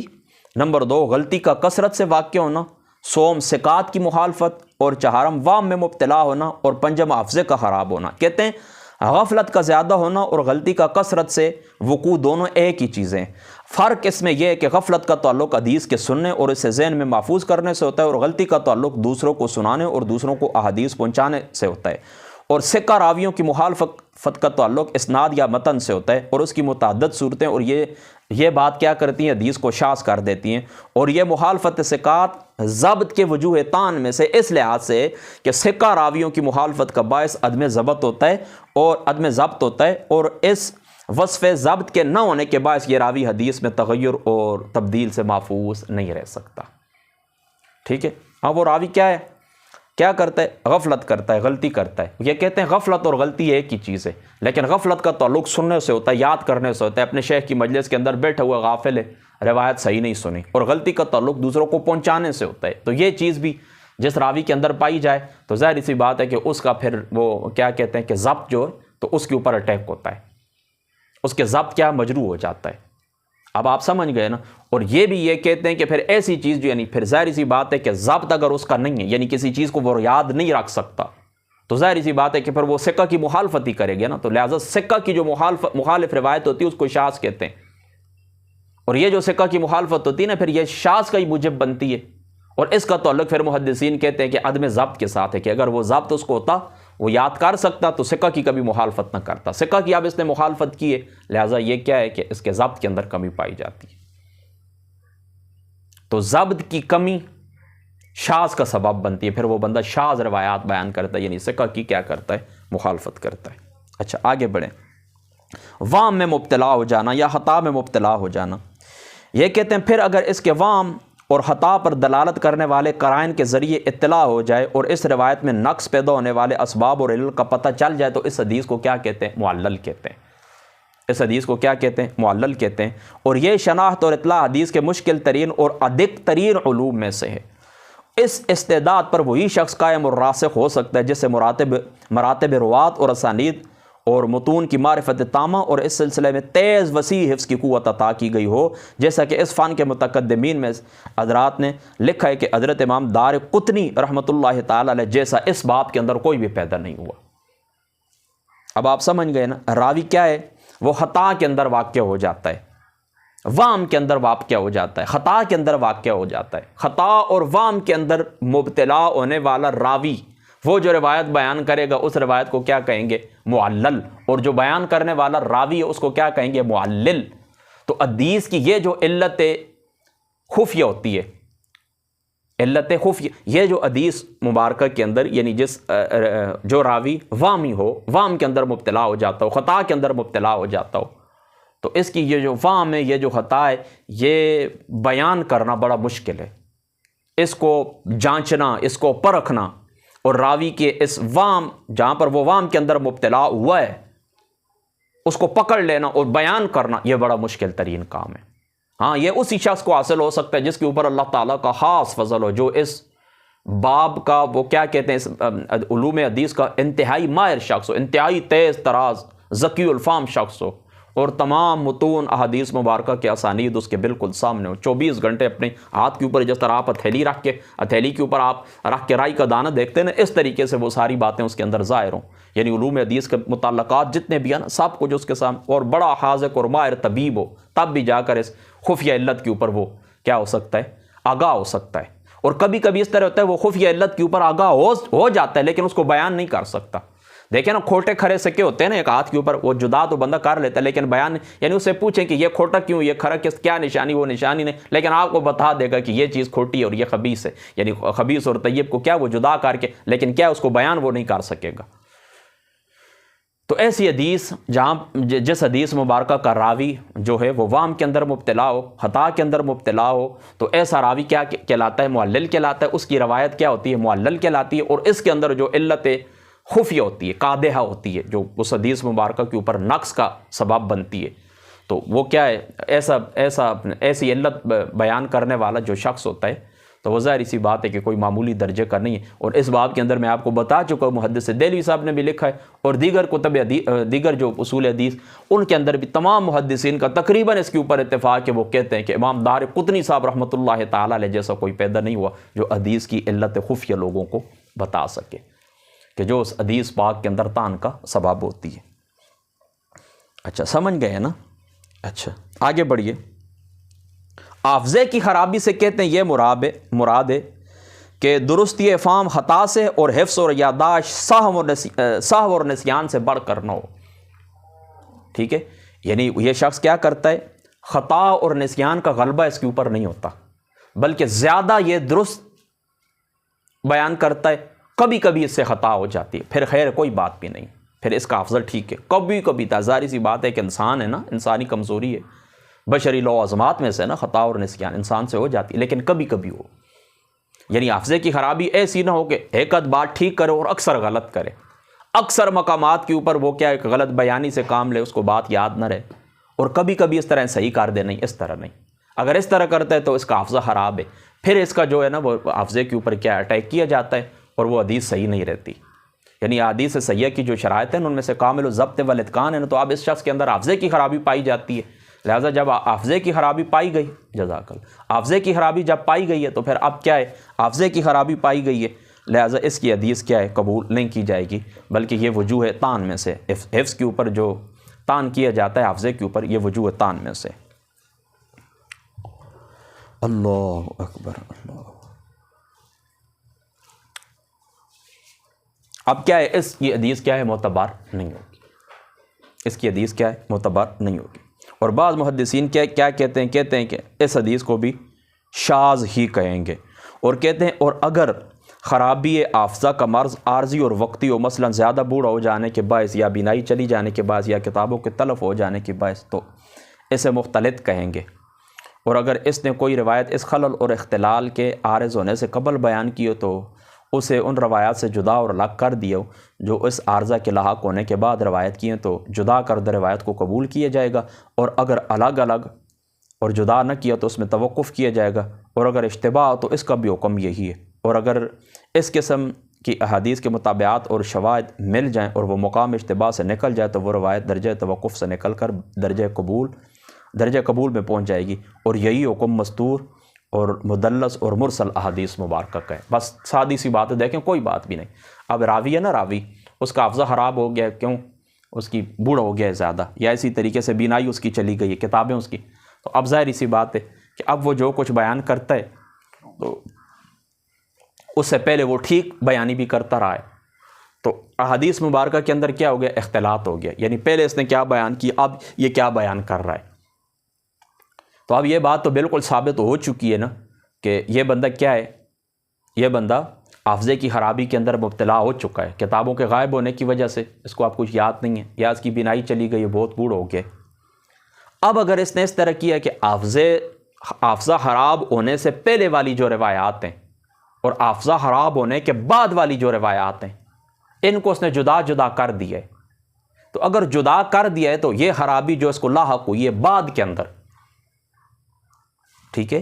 مختلط جو راوی ہے اس کی جو روایات ہیں مختلط کہلاتی ہیں، مختلط راوی کی روایات کیا کہلاتی ہیں، مختلط کہلاتی ہیں۔ اب یہ جو مختلط اس کی روایات ہیں ان کو اگر اس نے جدا کر دیا ہے تو پہلے والی جو ہیں حافظے کی خرابی میں مبتلا ہونے سے پہلے والی جو روایات ہیں ان کو قبول کیا جائے گا، اور جو بعد والی ہیں ان کو قبول نہیں کیا جائے گا۔ اب آپ سمجھ گئے؟ اچھا، دوسری صورت یہ بھی ہو سکتی ہے کہ اس کی جو روایات ہیں اس کے دیگر شواہد بھی پائے جاتے ہیں، دیگر اس کے مطابعات بھی پائے جاتے ہیں، تو اگر اس کی بیان کردہ روایات کے دیگر شواہد یعنی قرائن سے وہ روایات مؤید بالقرائن ہو کہ یہ ٹھیک ہیں، تو پھر کیا ہے، ان کو قبول کیا جائے گا، ان کو کیا کیا جائے گا، قبول کر لیا جائے گا۔ ورنہ کیا ہے، توقف ہے، یعنی اس نے اس طرح نے روایات کو جدا نہیں کیا، حافظے سے پہلے، حافظہ خراب ہونے سے پہلے والی جو روایات ہیں اور بعد والی جو روایات ہیں اب اس نے جدا نہیں کیا، لہٰذا ان کی روایات کو ان کے اندر توقف کیا جائے گا۔ توقف ہے، خاموشی ہے، قبول اور عدم قبول کے اندر مردود بھی ان کو آپ نہیں کہہ سکتے،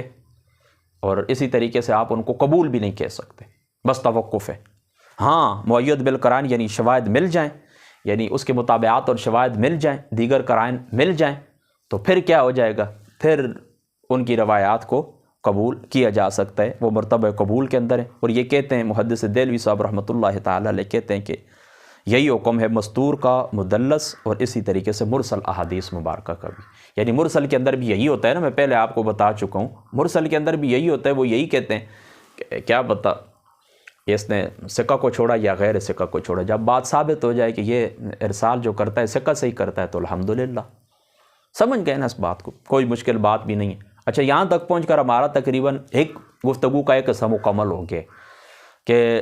صحیح راوی کی جو حدیث صحیح کے راوی کی جو شرائط تھیں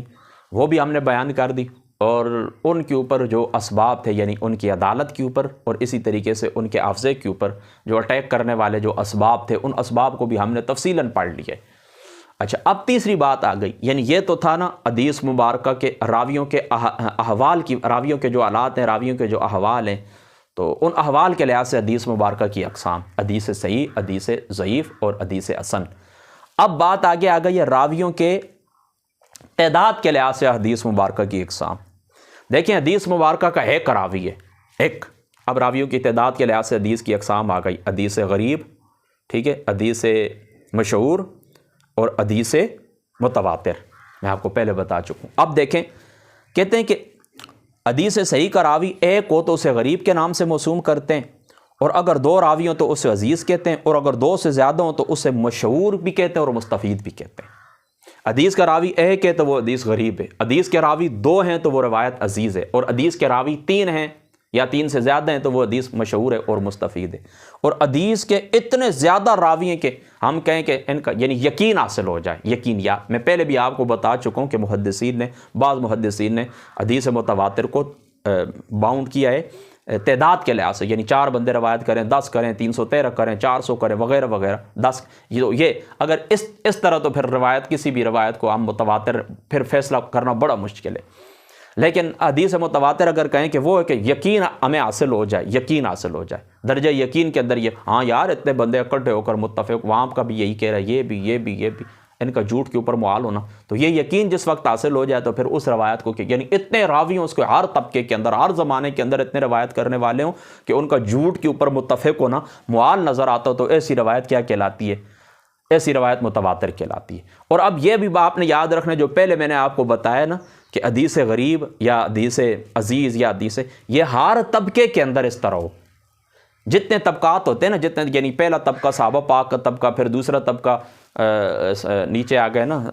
تابعین کا طبقہ، اتباع التابعین کا، پھر نیچے محدثین، یہ ہر طبقے کے اندر یاد رکھیں نا، کسی ایک طبقے کے اندر بھی اگر روایات گھٹ جائیں یعنی راویوں کی تعداد کی لحاظ کم ہو جائے تو پھر وہ روایت جو ہے اقل کا اعتبار وہاں پر کیا جائے گا۔ ہاں، اعتبار کس کا کیا جائے گا؟ اقل کا، کم تعداد کا اعتبار کیا جائے گا۔ اب مثال کے طور پر 4 زمانوں کے اندر 4 طبقوں نے ایک روایت کو نقل کی ہے، تو اب دیکھیں نا، ایک طبقے کے اندر راویوں کی تعداد ہے 3، دوسرے طبقے کے اندر بھی 3 ہے، تیسرے طبقے کے اندر بھی 3 ہے، لیکن چوتھے طبقے کے اندر اس روایت کا راوی ایک ہو گیا، تو اب یہ 3 والی جو روایت تھی تو یہ 3 والی روایت کو مشہور ہوتی ہے، لیکن اب یہ مشہور نہیں کہلائے گی، اب یہ کہلائے گی غریب، کیونکہ اس کا کیا ہے؟ ایک ہی راوی ہے، ایک طبقے کے اندر ایک راوی ثابت ہو گیا، لہذا حدیث مشہور تب بھی کہلائے گی کہ سب طبقوں کے اندر 3 ہی راوی اس کے ہوں یا 3 سے زیادہ ہوں، تب مشہور یا مستفید کہلائے گی۔ اور یہ جو ہوتا ہے نا فرد مطلق اور فرد نسبی، یہ بھی آپ نے ذہن کے اندر رکھنا ہے۔ فرد مطلق یہ ہوتا ہے کہ تمام جتنے بھی ہر درجے کے اندر یعنی ایک کی راوی ہو، صورتحال یہ ہے کہ ہر درجے کے اندر ایک کی راوی ہے، پہلے طبقے کے اندر بھی، دوسرے طبقے کے اندر بھی، تیسرے طبقے کے اندر بھی، چوتھے پانچویں جتنے بھی طبقے ہیں نا حدیث روایت کرنے والے، سب کے اندر ایک کی راوی ہے، سب کے اندر ایک ہی راوی ہے، تو اسے فرد نسبی کہتے ہیں۔ اس روایت کو کیا کہتے ہیں؟ فرد نسبی، یعنی تمام طبقوں کے اندر ایک کی راوی ہو، اور اس کو فرد مطلق کہتے ہیں، اس کو کیا کہتے ہیں؟ فرد مطلق کہتے ہیں، یعنی سند کے تمام درجوں میں ایک کی راوی چلا آ رہا ہو تو اس کو فرد مطلق کہتے ہیں۔ اور اگر اس طرح ہو کہ کسی ایک درجے میں یہ صورتحال پیدا ہو جائے، کسی ایک درجے میں یہ صورتحال پیدا ہو جائے تو پھر وہ اس کو فرد نسبی کہتے ہیں۔ یعنی دیکھیں نا،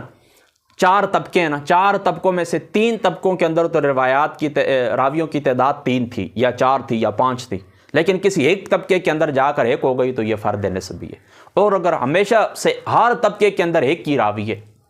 ہر طبقے کے اندر ایک ہی راوی ہے، تو پھر اس کو کیا کہیں گے؟ اس کو فرد مطلق کہیں گے، اس کو فرد مطلق کہیں گے۔ اچھا، یہ بات بھی ہو گئی، یعنی راویوں کی تعداد کے لحاظ سے آپ کو پتہ چل گیا نا کہ کیا کہتے ہیں اس کو، حدیث کو، حدیث غریب، حدیث مشہور متواتر، اور حدیث مشہور اور حدیث متواتر، ٹھیک ہے۔ ہاں، بس ایک راوی والی روایت حدیث غریب، 2 والی عزیز، 3 یا 3 سے زیادہ مشہور، اور بہت زیادہ کہ جن کا جھوٹ کے اوپر متفق ہونا محال ہو تو وہ حدیث کیا کہلائے گی؟ متواتر کہلائے گی، ٹھیک ہے۔ اب آپ سمجھ گئے نا؟ اچھا، اور ضعیف حدیث میں آپ کو پہلے بتا چکا ہوں کہ جس کے اندر صحیح کی اور حسن کی شرائط نہ پائی جائیں تو وہ کیا ہوتی ہے؟ ضعیف ہوتی ہے، اور یہ بھی میں آپ کو اس کی وہ جو کیا کہتے ہیں کہ تفصیل آپ کو بتا چکا ہوں۔ باقی اصح الاسانید کسی روایت کو کہا جا سکتا ہے یا نہیں کہا جا سکتا، اس کے اوپر بھی گفتگو لمبی ہے، بہرحال مختصر میں آپ کو بتا چکا ہوں۔ فیصلہ کن بات یہ ہے کہ کسی ایک سند کو، مخصوص سند کو علی الاطلاق آپ نہیں کہہ سکتے کہ یہ اصح الاسانید ہے، بلکہ یہ کہہ سکتے ہیں مثال کے طور پر بصریوں کی روایات، شامیوں کی روایات، عراقیوں کی روایات، مکیوں کی روایات، مدنی ان کی روایت، تو ان میں سے یعنی یہ مدنی حضرات جو ہیں، ان سے مدینے والوں سے جو روایت کی گئی ہے، مکہ والوں سے جو روایت کی گئی ہے، شام والوں سے جو روایت کی گئی ہے، بصرہ والوں سے جو روایت کی گئی، تو ان سے جو روایت، تو ان روایات میں یہ سند جو ہے تو یہ اصح الاسانید ہے، اس طرح تو کہا جا سکتا ہے، لیکن علی الاطلاق تمام احادیث مبارکہ میں کسی ایک کو فوقیت نہیں دی جا سکتی کہ یہ ساری علی الاطلاق یہ سند سب اسناد سے کیا ہیں؟ اعلیٰ ہے۔ اس کے اوپر بھی محدثین نے گفتگو کی، اور بعض نے کہا کہ یہ سند اصح الاسانید ہے، بعض نے دوسری کا کہا، بعض نے تیسری کا، بہرحال وہ وقت بھی نہیں ہے، اور بعض ذہن کے اندر یہ بٹھا لیں کہ علی الاطلاق اس طرح کہنا درست نہیں ہے۔ ہاں، کسی خاص شہر والوں کی نسبت کہا جا سکتا ہے کہ اس شہر والوں کی جتنی بھی مرویات ہے تو اس میں سے یہ روایت کیا ہے؟ اصح الاسانید ہے۔ اچھا، اب یہ بات بھی آپ ذہن کے اندر رکھ لیں کہ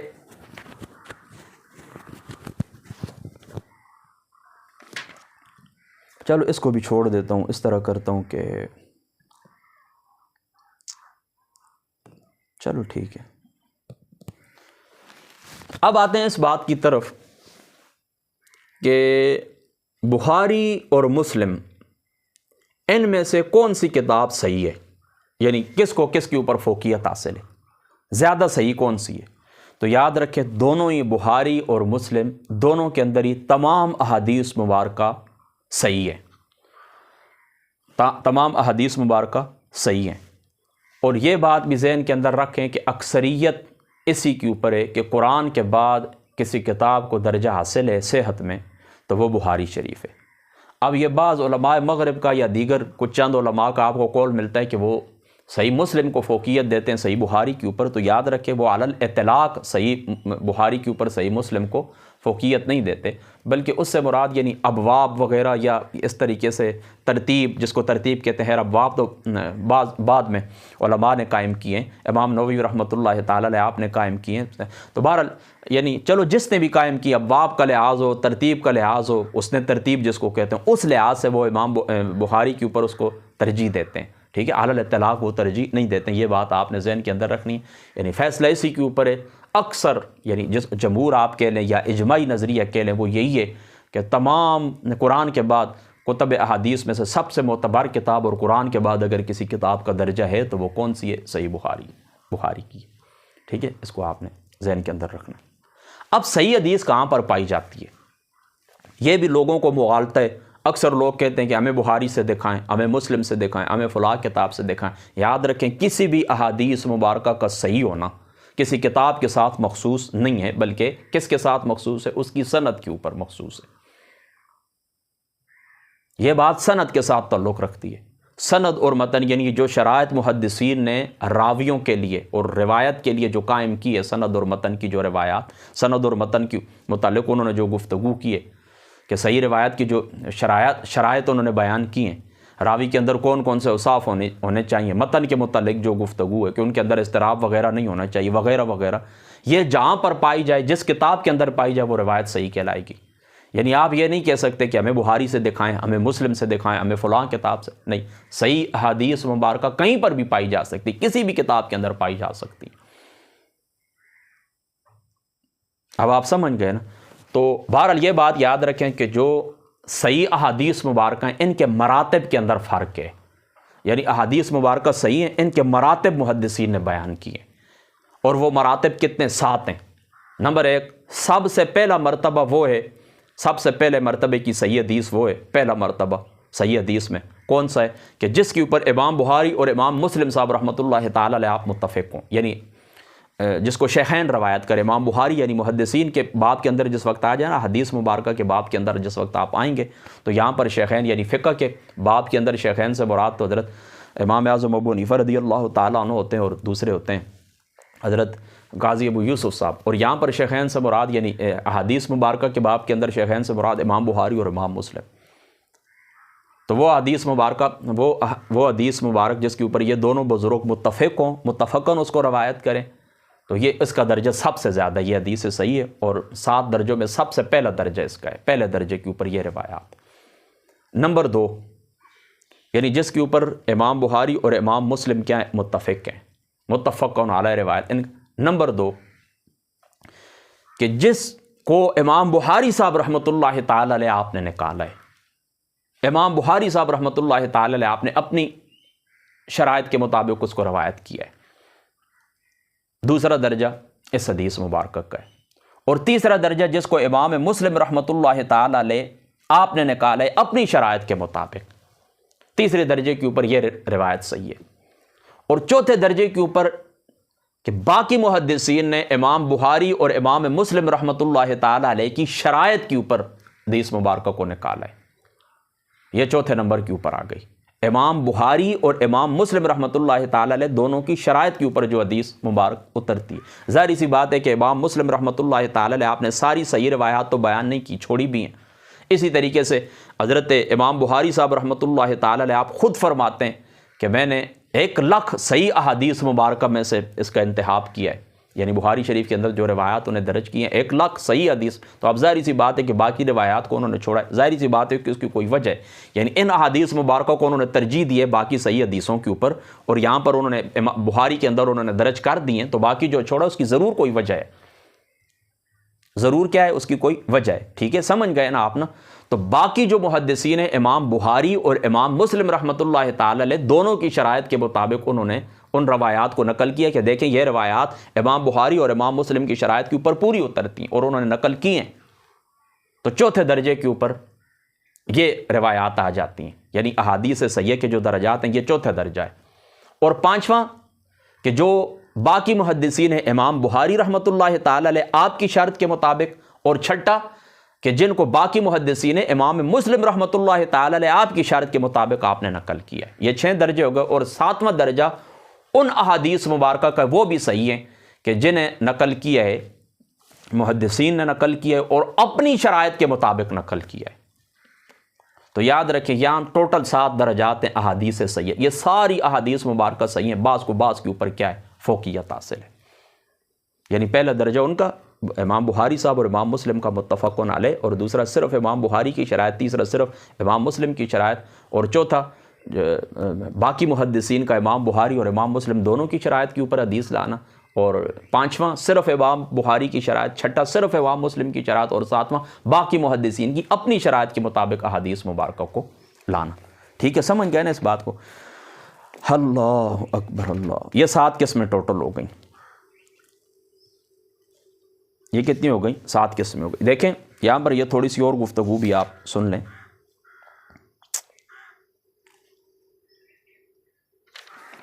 چلو اس کو چھوڑ ہی دیتے ہیں، ٹھیک ہے۔ حدیث مبارکہ کی جو صحت کے لحاظ سے 7 درجے ہیں، یہ آپ نے ذہن کے اندر رکھنا ہے، ٹھیک ہے۔ اب تھوڑا سا میں پیچھے چلتا ہوں، یعنی یہ جو ضروری گفتگو تھی یہ میں آپ سے مکمل کر چکا ہوں۔ اب اس طرح نے یہ ساری گفتگو، اس کو آپ اجمالی گفتگو کہیں، میں نے آپ سے اجمالی گفتگو کر دی اللہ تعالیٰ کے فضل و کرم سے۔ اب اس طرح نے کہ تھوڑا سا مرسل احادیث مبارکہ، یعنی میں نے آپ کو بتا دیا نا کہ فقہاء میں کیا کہتے ہیں، محدثین کیا کہتے ہیں۔ حضرت امام اعظم ابو حنیفہ کا میں نے آپ کو بتایا کہ وہ اس کو قبول کرتے ہیں۔ امام شافعی صاحب رحمۃ اللہ تعالیٰ کہتے ہیں کہ باقی اس کو سپورٹ کرنے والی روایات ہوں تب مرسل کو قبول کی جاتی ہے، بعض توقف کہتے ہیں۔ اس کے اوپر تھوڑی اور تفصیلی گفتگو اگر ضرورت پڑی۔ اسی طریقے سے تدلیس کا ذرا خاص باب ہے، وہ بھی میں نے آپ کو اشارہ دے دیا کہ فلاں غرض نہ ہو تو تدلیس کرنے کی، اور سکہ سے کرے تو اس کی قبول ہے، اگر فلاں غرض ہو تو پھر تدلیس مدلس روایت جو ہے تو وہ قبول نہیں ہے۔ یہ بھی میں نے آپ کو، میرا آپ طبیعت یہ کرتی ہے نا کہ حدیث مرسل کے اوپر اور تدلیس کے اوپر، اس کے اوپر تھوڑی میں تفصیلی گفتگو کروں۔ بہرحال اگر کی تو انشاءاللہ تعالیٰ اگلی نشست اس کے اوپر رکھ لیں گے۔ فی الحال آپ 2 باتیں ذہن کے اندر رکھ لیں، یعنی یہ ضروری باتیں اب ہو گئیں اجمالی۔ اب دیکھیں خاص ایک بات کی طرف آتے ہیں۔ بسم اللہ الرحمن الرحیم۔ دیکھیں جو منکرین حدیث ہیں یا جو مسلک اہل سنت کے مخالف ہیں، شیعہ حضرات وغیرہ، وہ یہ کہتے ہیں کہ حضور علیہ الصلوۃ، یہ جو جن کو تم اصح الکتب کہتے ہو یا احادیث صحیحہ کہتے ہو یا صحاح ستہ کہتے ہو، یہ تو حضور علیہ الصلوۃ والسلام کے وہ 250 برس بعد یہ احادیث مبارکہ لکھی گئی ہیں، ان کا کیا اعتبار ہے؟ تو یاد رکھیں یہ بات ان کی بالکل غلط ہے۔ امام بخاری صاحب، نبی پاک صلی اللہ تعالیٰ علیہ وآلہ وسلم اور امام آپ کے زمانہ مقدس سے لے کر حضرت امام بخاری صاحب رحمۃ اللہ تعالیٰ علیہ آپ کے زمانہ تک ایک تسلسل حدیث کی روایات کا، درمیان کے اندر کوئی چین کٹی ہوئی نہیں ہے، درمیان کے اندر کوئی انقطاع نہیں ہے کہ حضور علیہ الصلوۃ والسلام کے زمانے مبارکہ کے اندر حدیث مبارکہ نہیں لکھی گئی اور امام بخاری صاحب رحمۃ اللہ تعالیٰ آپ نے بیٹھ کے اپنی طرف سے وہ روایات لکھ لی ہیں، اور ویسے ہی وہ اٹکل جس کو کہتے ہیں نا، اٹکل دوڑا کے کہ فلاں کر کے وہاں تک سلسلہ سند ملا کے، اور انہوں نے کیا کیا کہ احادیث روایت کر۔ یہ بالکل مغالطہ ہے اور یہ دھوکہ ہے جو لوگوں کو دیا جاتا ہے۔ آئیں میں آپ کو اللہ پاک کے فضل سے، اللہ تعالیٰ کے کرم سے، میں آپ کو ایک مختصر، مطلب یہ کہ اتنا زیادہ میں آپ کا ٹائم نہیں لوں گا، انشاءاللہ اختصار کے ساتھ میں حضور علیہ الصلوۃ والسلام کے زمانے پاک سے لے کر آج تک، یعنی امام بخاری صاحب رحمۃ اللہ تعالیٰ علیہ کے زمانے تک جو تسلسل حدیث مبارکہ کے لکھنے کا، تدوین حدیث کا، یہ میں آپ کو سناتا ہوں۔ اور یہ بھی میں آپ کو بتاؤں، سن 2019 کے اندر اس کے اوپر میں نے گفتگو کی تھی۔ ایک شیعہ میں دوست تھے، انہوں نے کہا تھا کہ اس طرح کہ یہ ہمیں نہیں سمجھ آتی کہ 250 سال بعد امام بخاری صاحب نے روایات لکھ دی، حضور کا زمانہ 250 سال پہلے، تو ان کے اندر تو کوئی آپس میں اتصال نہیں پایا جاتا، تو آپ اس کو ثابت کریں۔ تو میں نے یہ گفتگو کی تھی اور غالباً آج بھی وہ کہیں نہ کہیں نیٹ کے اوپر پڑی ہوگی۔ بہرحال چونکہ اس میں اس طرح کہ مجھے کچھ اتنا زیادہ طریقہ یہ سوشل میڈیا کا استعمال کرنا، یہ مائک لگانا وغیرہ یہ نہیں آتا تھا مجھے، تو ہو سکتا ہے کہ وہ گفتگو کسی کو صحیح سمجھ نہ آئی ہو۔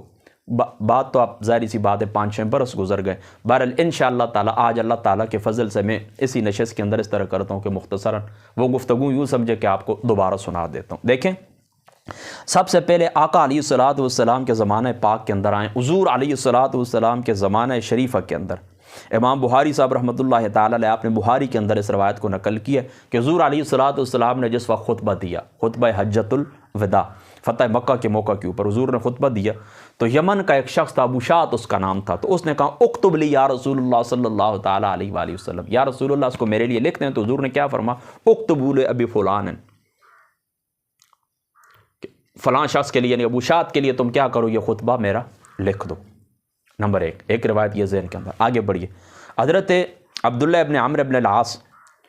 آپ سے روایت ہے، آپ فرماتے ہیں کہ امام ابو داؤد رحمۃ اللہ تعالی علیہ آپ نے سنن داؤد کے اندر اس روایت کو نقل کی ہے،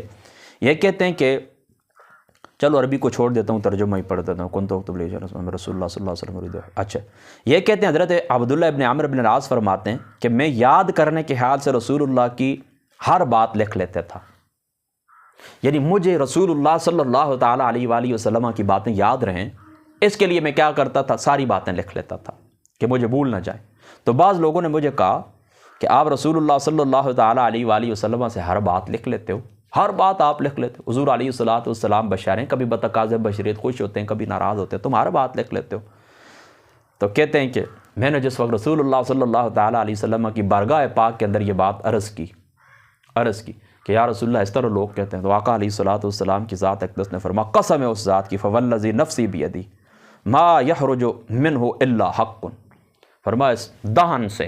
دہن حضور علیہ الصلوۃ والسلام کے دہن مبارک سے، فرمایا اللہ تعالیٰ کی عزت کی قسم، میری اس زبان سے کیا ہے، سوائے حق کے کوئی بات بھی کسی حالت کے اندر میں ہوں، خوشی کی حالت ہو، ناراضگی کی حالت ہو، کچھ بھی ہو، حق ہی نکلتا ہے. دو روایات ہو گئیں. یعنی حضرت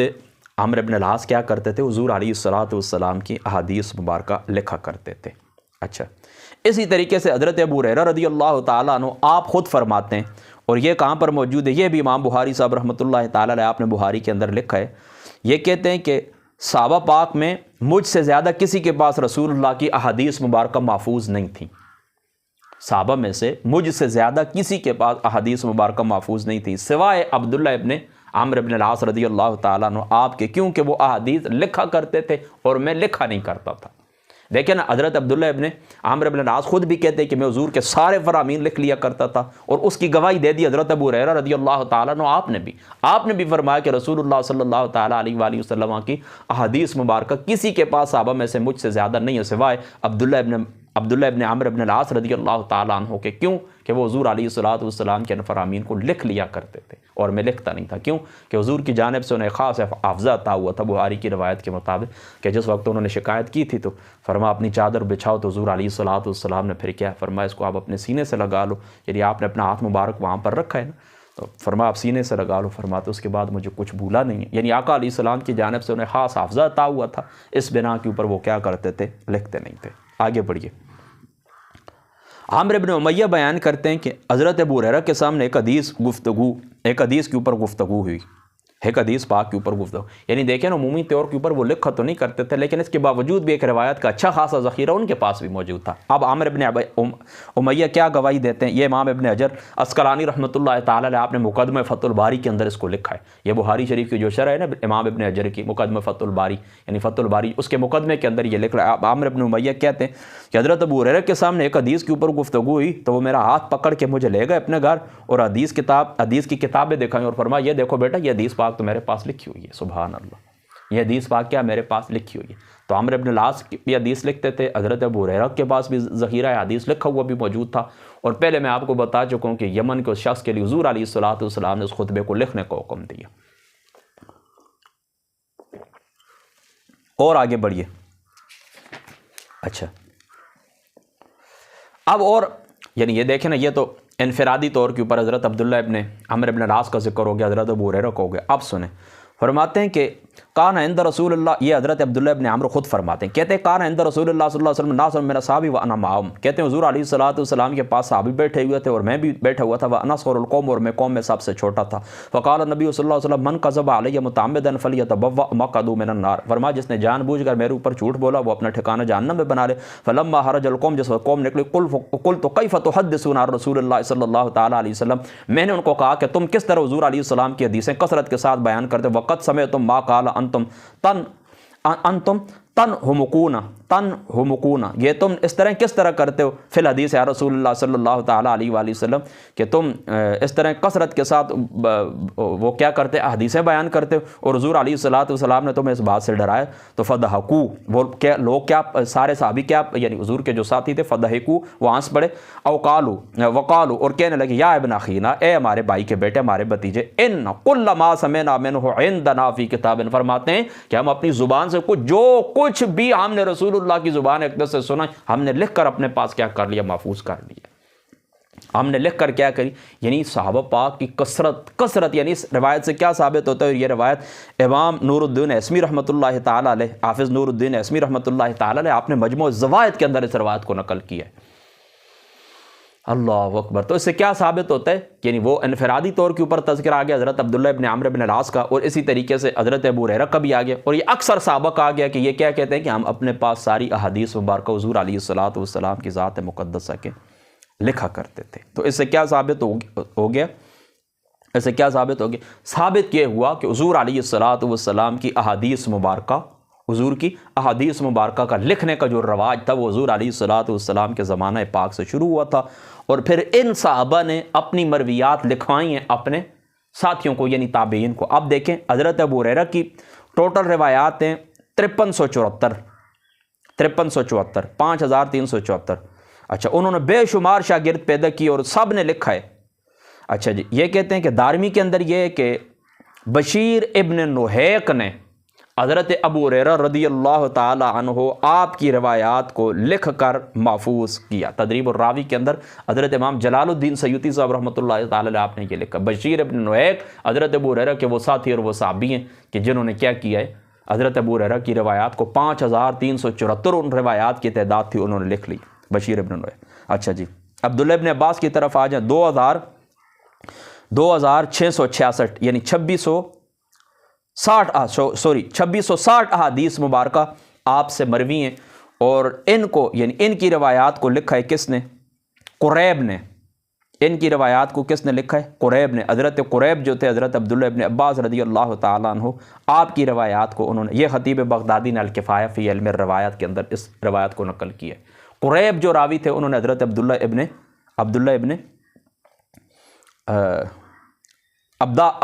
ابن عباس رضی اللہ تعالیٰ عنہ آپ کی روایات کو قریب نے محفوظ کیا۔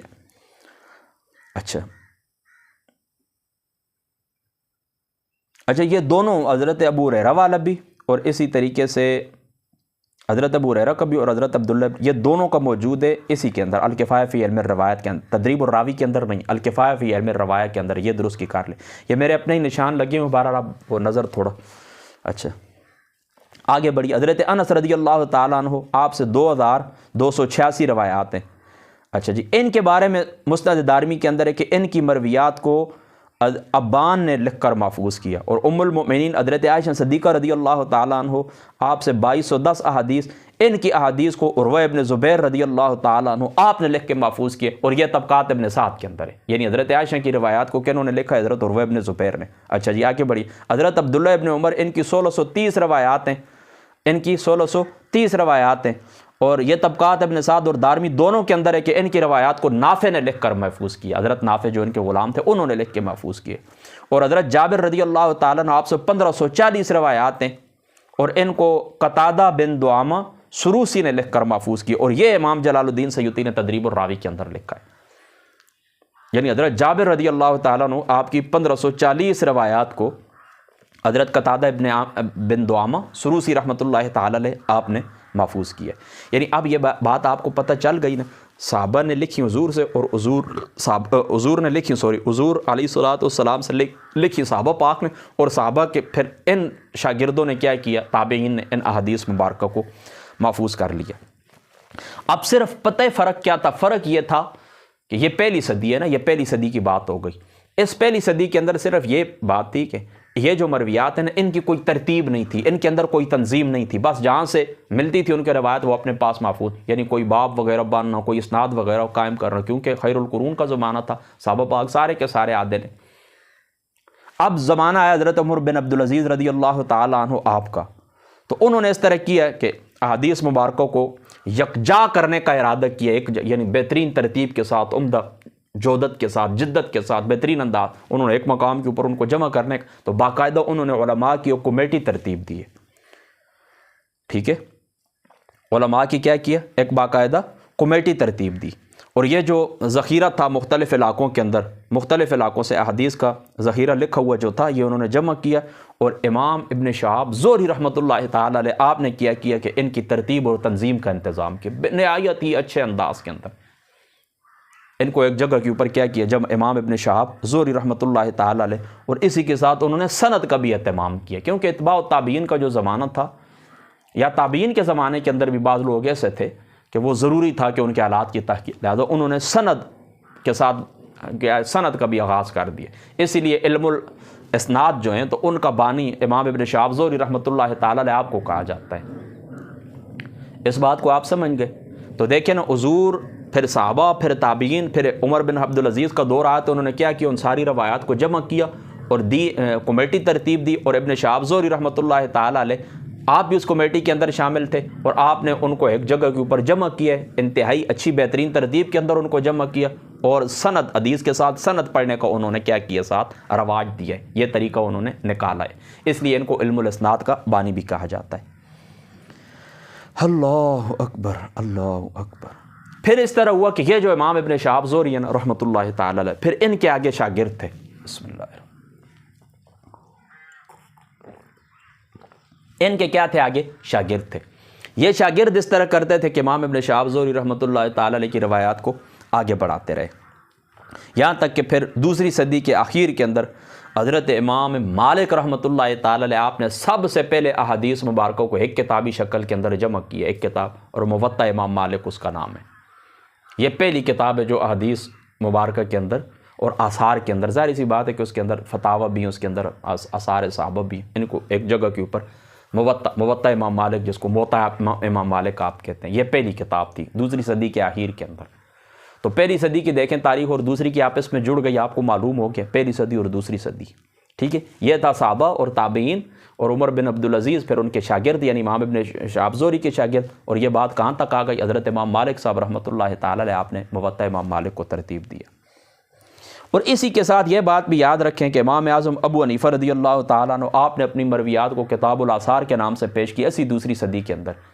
اور اس طرح کے ان کے پھر یعنی کتاب الاثار جو ہے ان کے مختلف شاگردوں سے مروی ہے، ٹھیک ہے، الگ الگ انہوں نے روایت کی ہے۔ اور پھر دوسری صدی کے اندر متعدد ایسے بزرگ تھے، مصنفین تھے، جنہوں نے اپنی کتابیں حدیث مبارکہ کے اندر پیش کی، سنن ابو الولید، جامع سفیان ثوری، مصنف ابن ابی شیبہ، مصنف ابن ابی سلمہ، مصنف ابن ابی سفیان، جامع سفیان ابن عیینہ۔ اور پھر تیسری صدی کے اندر جا کے، تیسری صدی کے وہ اس طرح کے یہ کتابیں، کتاب للشافعی رحمۃ اللہ تعالی علیہ، مسند احمد ابن حنبل، الجامع، صحیح بخاری، صحیح مسلم، ابو داؤد، ترمذی، ابن ماجہ، یہ تیسری صدی کے اندر۔ آپ دیکھیں، مجھے آپ ایمانداری کے ساتھ بتائیں، ان کے اندر وہ کیا کہتے ہیں، کوئی انقطاع پایا جاتا ہے؟ مجھے بتائیں، کوئی انقطاع پایا جاتا ہے؟ جا کے کہیں نا اہل تشیع حضرات سے، آپ کہیں شیعہ حضرات سے، آپ کہیں کہ آپ کے پاس یہ جو اصول اربع ہیں، 4 کتابیں، ملا یحصر الفقیہ اور اصول کافی وغیرہ، یہ جو 4 کتابیں، تہذیب الاحکام وغیرہ، آپ ان کی سند بیان کر سکتے ہیں؟ کبھی بھی نہیں۔ اس طرح حضور علیہ الصلوۃ والسلام کی زمانہ پاک سے لے کر کئی بار باتیں وہ اکثر کہتے ہیں لکھی ہوئی ملی ہیں، امام صاحب کی لکھی ہوئی کتابیں تھیں، ہمیں کتاب کی صورت کے اندر ملی ہیں۔ ہمارا جو ہے نا وہ علم الحدیث، اس باب کے اندر ہم فخر کر سکتے ہیں۔ ہمارے جو بزرگ ہیں تو انہوں نے دیکھے نا صحیح کی، جس وقت میں نے آپ کو شرائط بتائی تھی حدیث صحیح کی، اس کے اندر میں نے آپ کو کیا کہا تھا کہ وہ راوی جو ہیں، اس راوی نے اپنے شیخ سے وہ روایت سنی ہو، یعنی کسی کتاب کے اندر ان کو پڑھی ہوئی نہ ملی ہو۔ اور امام مسلم رحمۃ اللہ تعالی علیہ آپ تو معاصرت کو کافی قرار دیتے ہیں حدیث معانان کے اندر، اور امام بخاری اور امام مدینی رحمۃ اللہ تعالی علیہ آپ تو معاصرت کے ساتھ ملاقات بھی شاید قرار دیتے ہیں۔ بہرحال امام مسلم رحمۃ اللہ تعالی علیہ آپ کی رائے درست ہے دلائل کی روشنی کے اندر، ورنہ بہت ساری روایات سے ہمیں کیا ہاتھ اٹھانا پڑے گا، بہت ساری روایات سے ہمیں ہاتھ اٹھانا پڑے گا۔ اب آپ سمجھ گئے، تو یہ حضور علیہ الصلوۃ والسلام کے زمانہ پاک سے لے کر یہاں تک کیا ہے، ایک باقاعدہ وہ کیا کہتے ہیں کہ کڑی سے کڑی ملی ہوئی ہے، چین سے چین ملی ہوئی ہے، وہ باقاعدہ ایک ٹرانسمیشن کا ایک وہ سلسلہ ہے، باقاعدہ تسلسل ہے۔ اب آپ سمجھ گئے، لہٰذا کوئی کسی قسم کا انقطاع نہیں ہے، حضور کے زمانے سے شروع ہوا اور امام بخاری صاحب رحمۃ اللہ تعالی علیہ کے زمانے تک مسلسل احادیث پاک کی تدوین کا کام ہوتا رہا۔ بہرحال دیکھیں کتنی باتیں بندہ شروع کرے، کتنی تدوین حدیث بھی ایک مطلب یہ ہے کہ بہت گہرا موضوع ہے اور بڑی پیاری اس کے اوپر گفتگو ہو سکتی ہے۔ تدوین حدیث مناظر حسن گیلانی دیوبند کے کالے میں ان کی کتاب ہے تدوین حدیث، اس کا بھی میں آپ کو کہوں گا آپ مطالعہ کریں، مقدمہ مسلم کو آپ پڑھیں، یعنی جو آپ کے بس کے اندر ہے نا، میں آپ کو بڑی ظاہری سی بات ہے مقدمہ ابن صلاح آپ کو نہیں کہتا کہ آپ پڑھیں، تدریب الراوی آپ پڑھیں، یہ تو میں آپ کو نہیں کہتا، اب تقریب آپ پڑھیں، اب تہذیب ان کو تو آپ چھوڑیں، لیکن جو چیز آپ کے بس کے اندر ہے وہ تو کریں کم از کم۔ یعنی ان 3 کتابوں کو ڈاکٹر محمود الطحان کی جو کتاب ہے مصطلح الحدیث اس کا آپ مطالعہ کر لیں۔ اسی طریقے سے تدوین حدیث یہ جو کتاب ہے مناظر احسن گیلانی صاحب کی، اس کا مطالعہ کر لیں۔ مقدمہ مشکات آپ پڑھ لیں، مقدمہ مسلم آپ پڑھ لیں، یہ تو بالکل آسان ہے نا آپ کے لیے، بالکل آپ کے لیے آسان ہے، کوئی مشکل بات اس کے اندر ہے ہی نہیں۔ تو اس طرح نا اس میں سے کافی باتیں انسان کو سمجھ آ جاتی ہیں۔ پھر جو بندہ مطالعہ کرتا ہے، میں آپ کو پہلے بھی بتا چکا ہوں، میں نے آپ کو یہ نہیں کہا کہ آپ اس طرح کریں کہ 100% آپ کتاب کو حل کر لیں، اس طرح نہیں، لیکن چلو کچھ نہ کچھ تو ظاہری سی بات ہے، 10%، 20%، 25%، 40%۔ پہلی کتاب آپ پڑھیں 10% حل کر لیں، دوسری پڑھیں آپ 20% حل، یہ آپ کر سکتے ہیں، آپ کر سکتے ہیں۔ تو اب اس طرح کرتے ہیں کہ یہاں پر اپنی گفتگو کو ہم ختم کرتے ہیں، چونکہ اب 12 بجنے والے ہیں اور ہمارا ٹائم جو ہے تو وہ میرے خیال میں 1.5 گھنٹہ ہو گیا ہے۔ اللہ تعالیٰ کی جو مقدس ذات ہے، خدا تعالیٰ کی ذات اقدس، میں نے جو باتیں کی ہیں اللہ تعالیٰ کی ذات پاک پہلے مجھے، بعد میں آپ کو عمل کی توفیق عطا فرمائے۔ میں کل تھوڑا مصروف رہوں گا انشاءاللہ تعالیٰ، تو ظہر کی نماز پڑھ کے آپ یہیں پر بیٹھیں انشاءاللہ تعالیٰ، وہ کیا کہتے ہیں کہ ہم درس قرآن انشاءاللہ تعالیٰ آج ہی، ساری سی بات اس کا وقت تو کل بہرحال آج ہی انشاءاللہ تعالیٰ درس قرآن بھی ہو جائے گا، اس کی وجہ کل پھر میری مصروفیت ہے۔ باقی اللہ تعالیٰ کی جو ذات پاک ہے،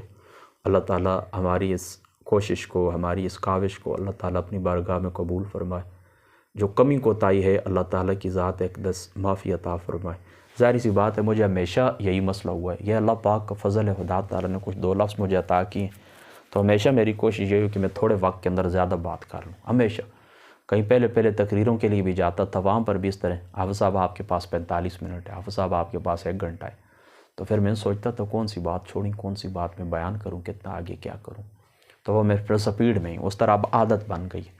تو پھر اس طرح سپیڈ میں بندہ جس وقت جاتا ہے نا تو کوئی بات ایسی بھی ہوتی ہے کہ جو انسان سے نکل جاتی ہے۔ بہرحال اگر کوئی اس قسم کی ہو تو اللہ تعالیٰ کی ذات مقدسہ، اللہ تعالیٰ ہمیں معافی عطا فرمائے۔ اور ایک بات اور میرے ذہن کے اندر آ رہی تھی، بہرحال پھر ابھی دیکھیں سکپ ہو گئی ہے ایک دم، بس ہے پروگرام اس طرح کہ آپ جو آتے ہیں وہ تو آتے ہیں، باقی جو آپ کے دوست احباب ہیں ان تک یہ بات بھی آپ پہنچا دیا کریں کہ آپ اس طرح کے نیٹ کے اوپر بھی، یعنی یوٹیوب چینل کے اوپر، فیس بک کے اوپر آپ اس کو اپلوڈ بھی کریں، اور جو پھر ہمارے چینل سے اپلوڈ ہوتی ہے اس کو آپ دیکھا بھی کریں۔ ظاہری سی بات ہے بہت ساری باتیں بندہ یہاں پر بیٹھے ہوا نہیں سمجھ آتی،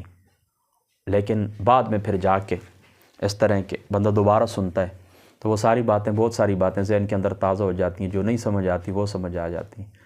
بس اللہ تعالیٰ کی جو مقدس ذات ہے، اللہ تعالیٰ کی ذات اقدس ہمیں عمل کی توفیق عطا فرما، وآخر دعوانا ان الحمد للہ رب العالمین۔